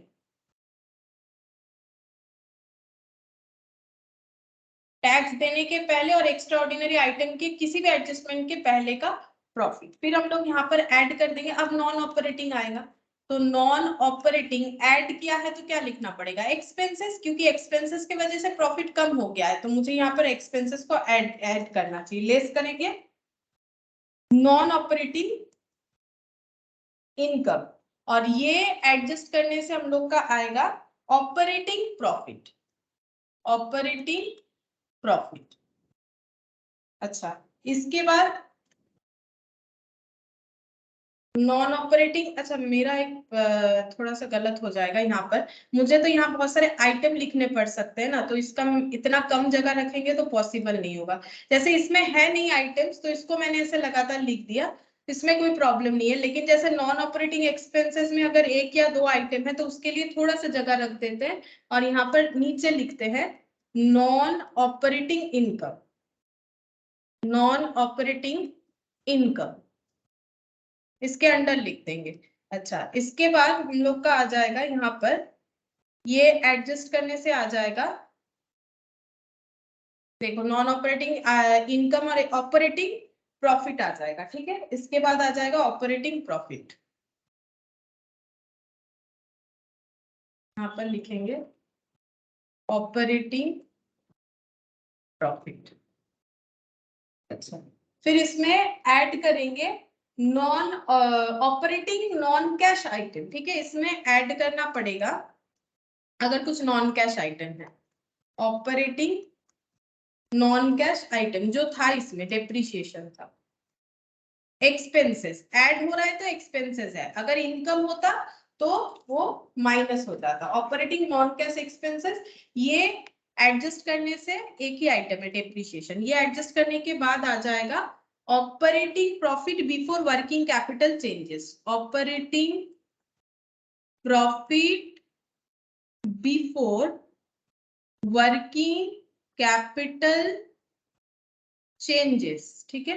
अब इसमें अगर हम लोग को कुछ भी इंक्रीज इन वर्किंग कैपिटल ही बोला था, एक ही पॉइंट है, तो एक लाइन छोड़ेंगे तो हमारा काम हो जाएगा। इसके बाद लिखेंगे cash flow from operation, cash flow from operation लिखना पड़ेगा।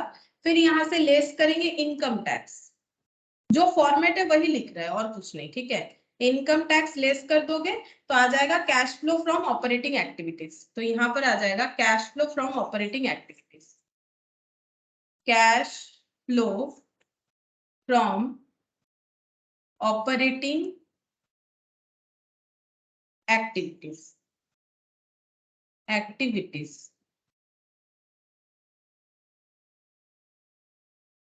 ठीक है। अच्छा, इसके बाद नॉर्मल बाकी जो एक्टिविटीज है उसे लिखना पड़ेगा, जैसे कि cash flow from investing activity, cash flow from investing activities,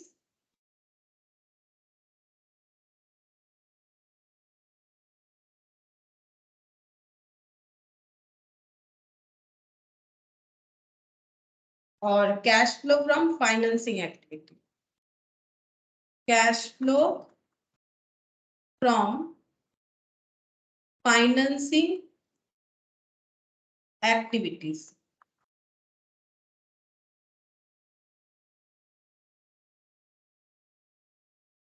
cash flow from financing activity. इसके बाद opening cash and cash equivalent add कर देंगे, यहाँ पर हो जाएगा जो भी आएगा यहाँ पर ऐड करने के बाद इधर, अच्छा पहले कर लेते फिर देखते कितना जगह बचता है कितना नहीं बचता है। हम लोग एक एक पॉइंट लिखना स्टार्ट करते हैं। देखो सबसे पहले यहाँ पर नेट प्रॉफिट 25,000, ठीक है। तो इसमें हम लोग को क्या करना है, ये हम लोग आफ्टर टैक्स मानेंगे, और नेट प्रॉफिट अगर आफ्टर टैक्स है, ये देखो हम लोग को बिफोर टैक्स चाहिए, तो बिफोर टैक्स मतलब टैक्स ऐड करना पड़ेगा। तो ये देखो नेट प्रॉफिट आफ्टर टैक्स में सिर्फ टैक्स ऐड करने से ही हम लोग बिफोर टैक्स में पहुंच जाएंगे, और अगर ये सारा रहता तो ये भी हमें ऐड करना पड़ता। इस क्वेश्चन में ये तीनों चीज मिसिंग है, ना तो प्रोपोज डिविडेंड है, ना तो ट्रांसफर टू जनरल रिजर्व, ना तो रिटेन पीएल, तो ये सब नहीं करेंगे। नेट प्रॉफिट आफ्टर टैक्स मतलब यही वाला हम लोग का आ जाएगा।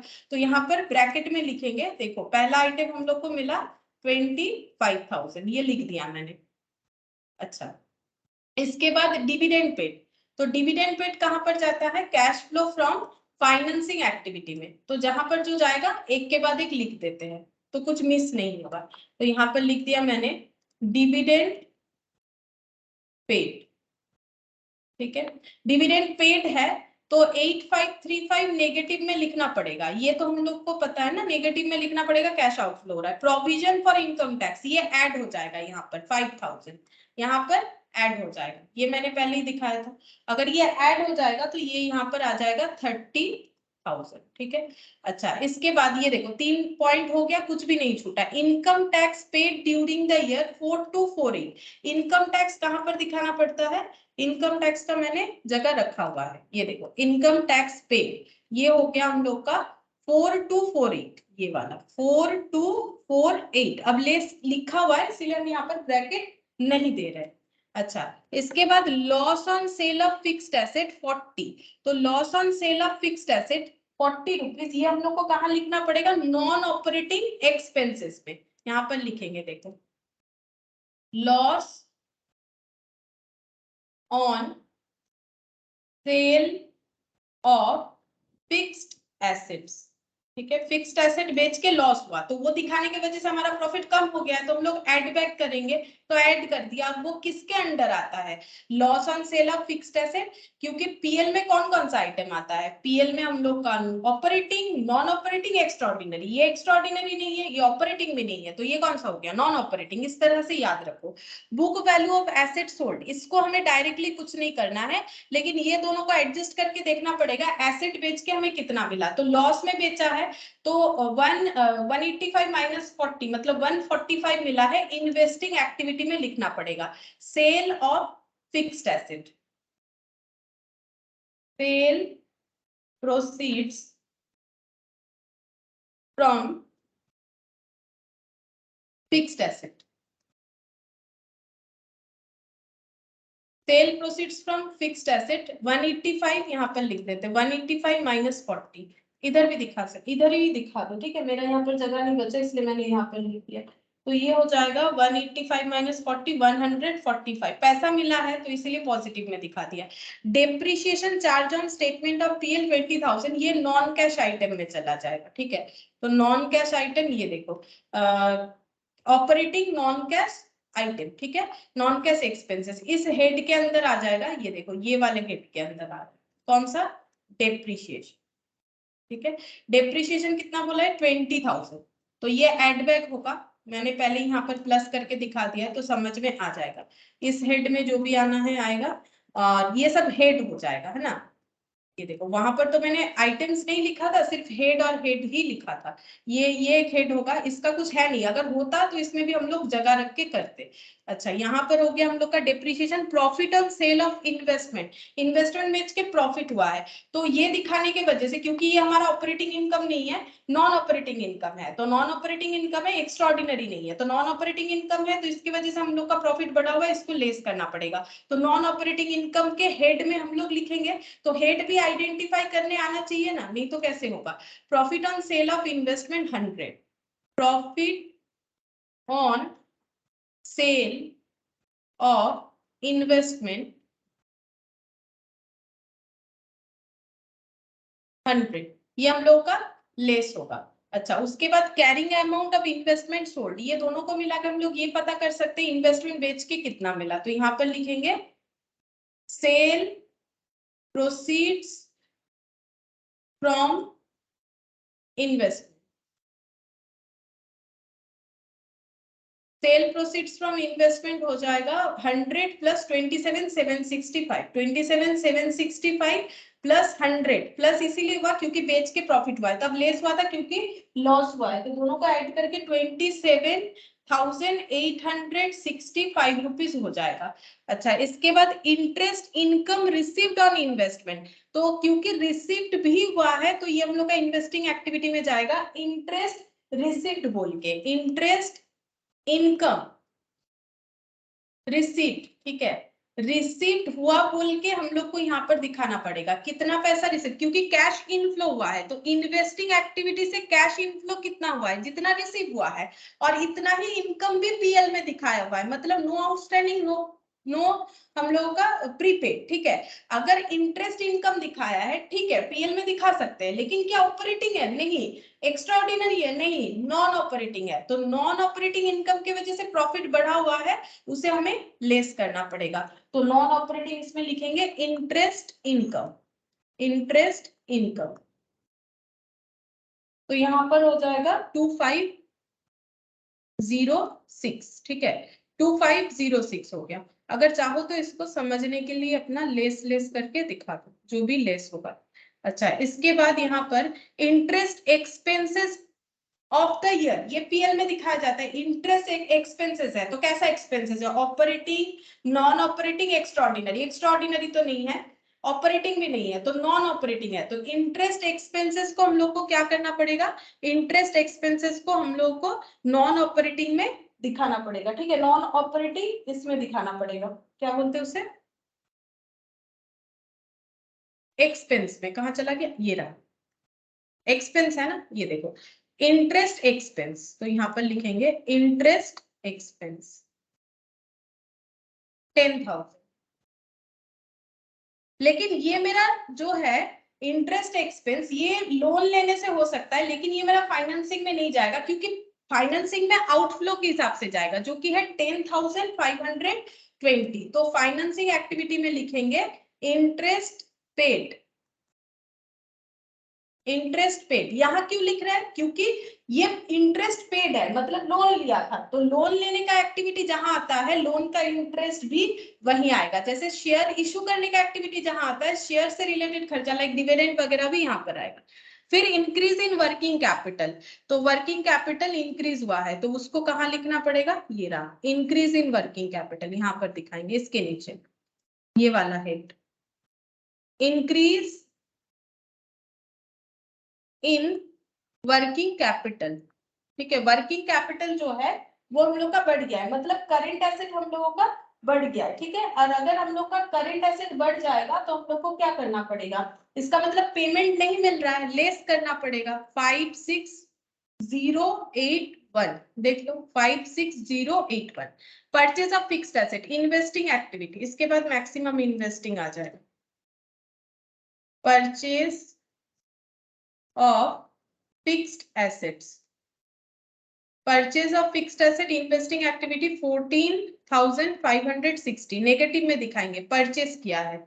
अच्छा, इसके बाद इन्वेस्टमेंट इन जॉइंट वेंचर, ये भी नेगेटिव होगा, 3850, पैसा आउटफ्लो हुआ है। Invest in joint venture,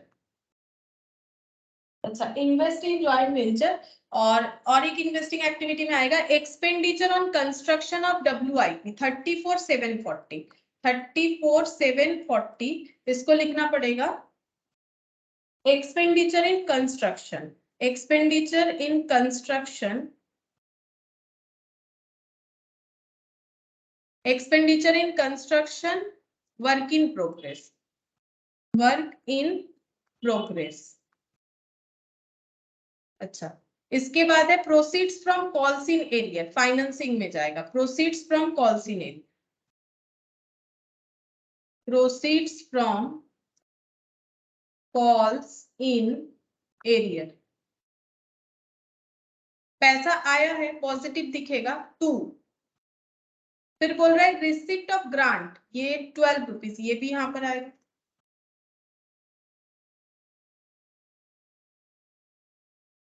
receipt of grant हो गया फॉर कैपिटल प्रोजेक्ट। अच्छा, इसके बाद proceeds from long term borrowing 25,980, proceeds from long term borrowing, और proceeds from short term borrowing 20,575, proceeds from short term borrowing, ये हो जाएगा 20,575, ये भी पैसा मिला। अच्छा, और कुछ नहीं है। अब ये सब एडजस्ट करके हम लोग को देखना पड़ेगा कितना कितना आ रहा है। तो पहले हम लोग यहाँ पर जो है cash flow from operating activity को देख लेते हैं कितना आ रहा है।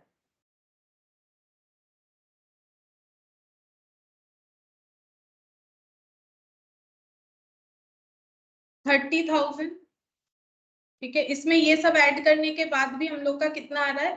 No extra ordinary expenses, no extra ordinary income, तो ये 30,000 ही आया। ये सारे पॉइंट हमें लिखने चाहिए। फिर यहाँ पर नॉन ऑपरेटिंग एक्सपेंसेस में है ये 40 और 10,000 ये दोनों ऐड हो जाएगा, प्लस 40 प्लस 10,000, ठीक है। और नॉन ऑपरेटिंग इनकम है, ये लेस हो जाएगा, -100 -2506, तो ये हम लोग का हो गया 37,434, ये ऑपरेटिंग प्रॉफिट। अच्छा, नॉन कैश एक्सपेंसेस ऐड हो जाएगा 20,000, तो ये हो गया 50, operating profit before working capital changes 57,434। अब वर्किंग कैपिटल चेंजेस हम लोग लिख रहे हैं, जिसमें -56081 हो गया। अच्छा, ये आ गया कैश फ्लो फ्रॉम ऑपरेशन, ये जो निकल के आया इसको लिखेंगे कैश फ्लो फ्रॉम ऑपरेशन 1353। अब यहाँ से टैक्स पे हो रहा है 4248, तो ये हो गया नेगेटिव में आ रहा है 2895, ठीक है, ये हो गया 2895। यहाँ पर लिखते हैं नेगेटिव में 2895, इसको हम लोग कैश फ्लो नहीं, इसे लिखेंगे cash used, cash used in operating activities, ठीक है। ये मैंने बताया था लास्ट दिन, अगर नेगेटिव आता है तो उसे लिखा जाता है कैश यूज्ड। ये देखो यहाँ पर कैश, यहाँ पर नेट कैश जेनरेटेड अगर जनरेट होता है, और नेट कैश यूज्ड होता है अगर नेगेटिव आता है, तो यहाँ पर लिखेंगे net cash used in operating activity, ठीक है। ऑपरेटिंग एक्टिविटी ये हो गया 2895, अब नेगेटिव में है ये वाला। अब इसका चेक करते हैं, यहाँ पर 145 plus 27865 plus 2506 minus 14560 minus 3850 minus 34740, तो ये भी नेगेटिव आ गया 22,634, ये भी नेगेटिव आ गया 22,634। इसको हम लोग क्या लिखेंगे, इसको लिखेंगे again net cash used in investing activity, net cash used in investing activities, ये हो जाएगा, ठीक है, ये वाला। अच्छा, इसके बाद यहाँ पर 8536, नहीं ये तो नेगेटिव में, पहले ये पॉजिटिव वाला डेटा ले लेते हैं फिर पता चलेगा। 2575 प्लस 25980 प्लस 14, ये दोनों मिला के माइनस 8535 माइनस 10,520 27, ये पॉजिटिव आया 27,514, ये हो जाएगा net cash generated from financing activity, ठीक है। ये मैंने शॉर्टकट में लिखा फाइनेंसिंग एक्टिविटी। अब ये तीनों एक्टिविटी का आंसर हम लोग को निकालना पड़ेगा, तो ये हो गया 27,514 माइनस 22,634 और माइनस 2895 माइनस 2895, आंसर पॉजिटिव ही आ रहा है, 1985 पॉजिटिव आ रहा है, ठीक है। तो ये हो जाएगा, यहाँ पर लिखेंगे 1985,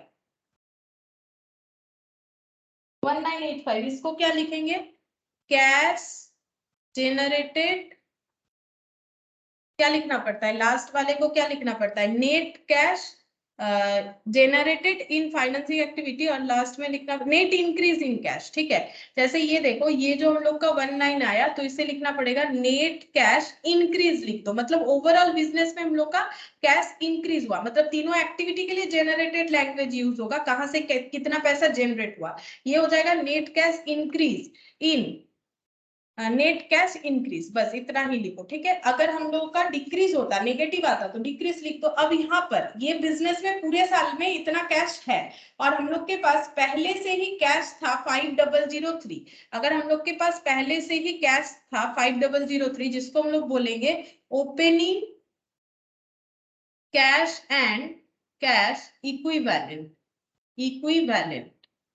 ठीक है। तो ये ऐड करने से मेरे पास पहले से इतना पैसा था और अभी इतना पैसा आया इस साल, और प्रीवियसली ओपनिंग कैश बैलेंस इतना था, तो ये ऐड करने से, ये 2000 लिख दिया 5003, तो ये हो गया 69 80, ठीक है।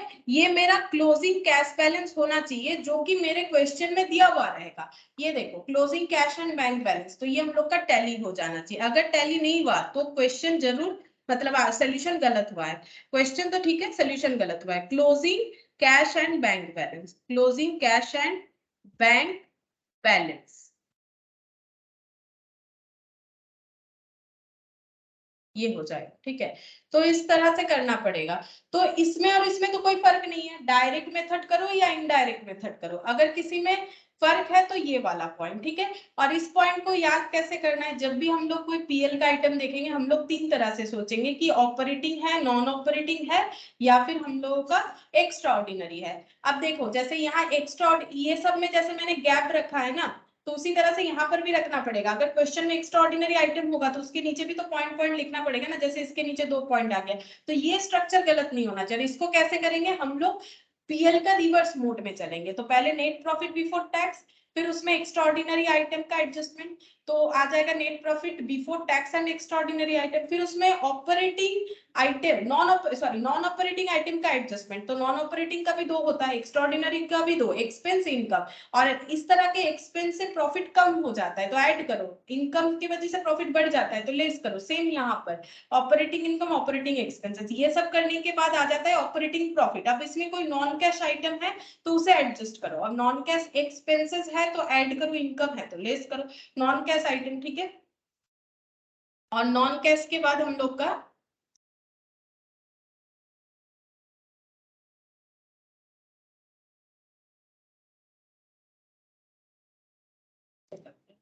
हाँ, अब नॉन कैश के बाद देखो हम लोग का यहाँ पर operating profit before working capital changes, मतलब ये अभी तक जो कर रहे थे ना, इस चीज को समझो, यहाँ तक हम लोग पीएल वाला एडजस्टमेंट कर रहे थे।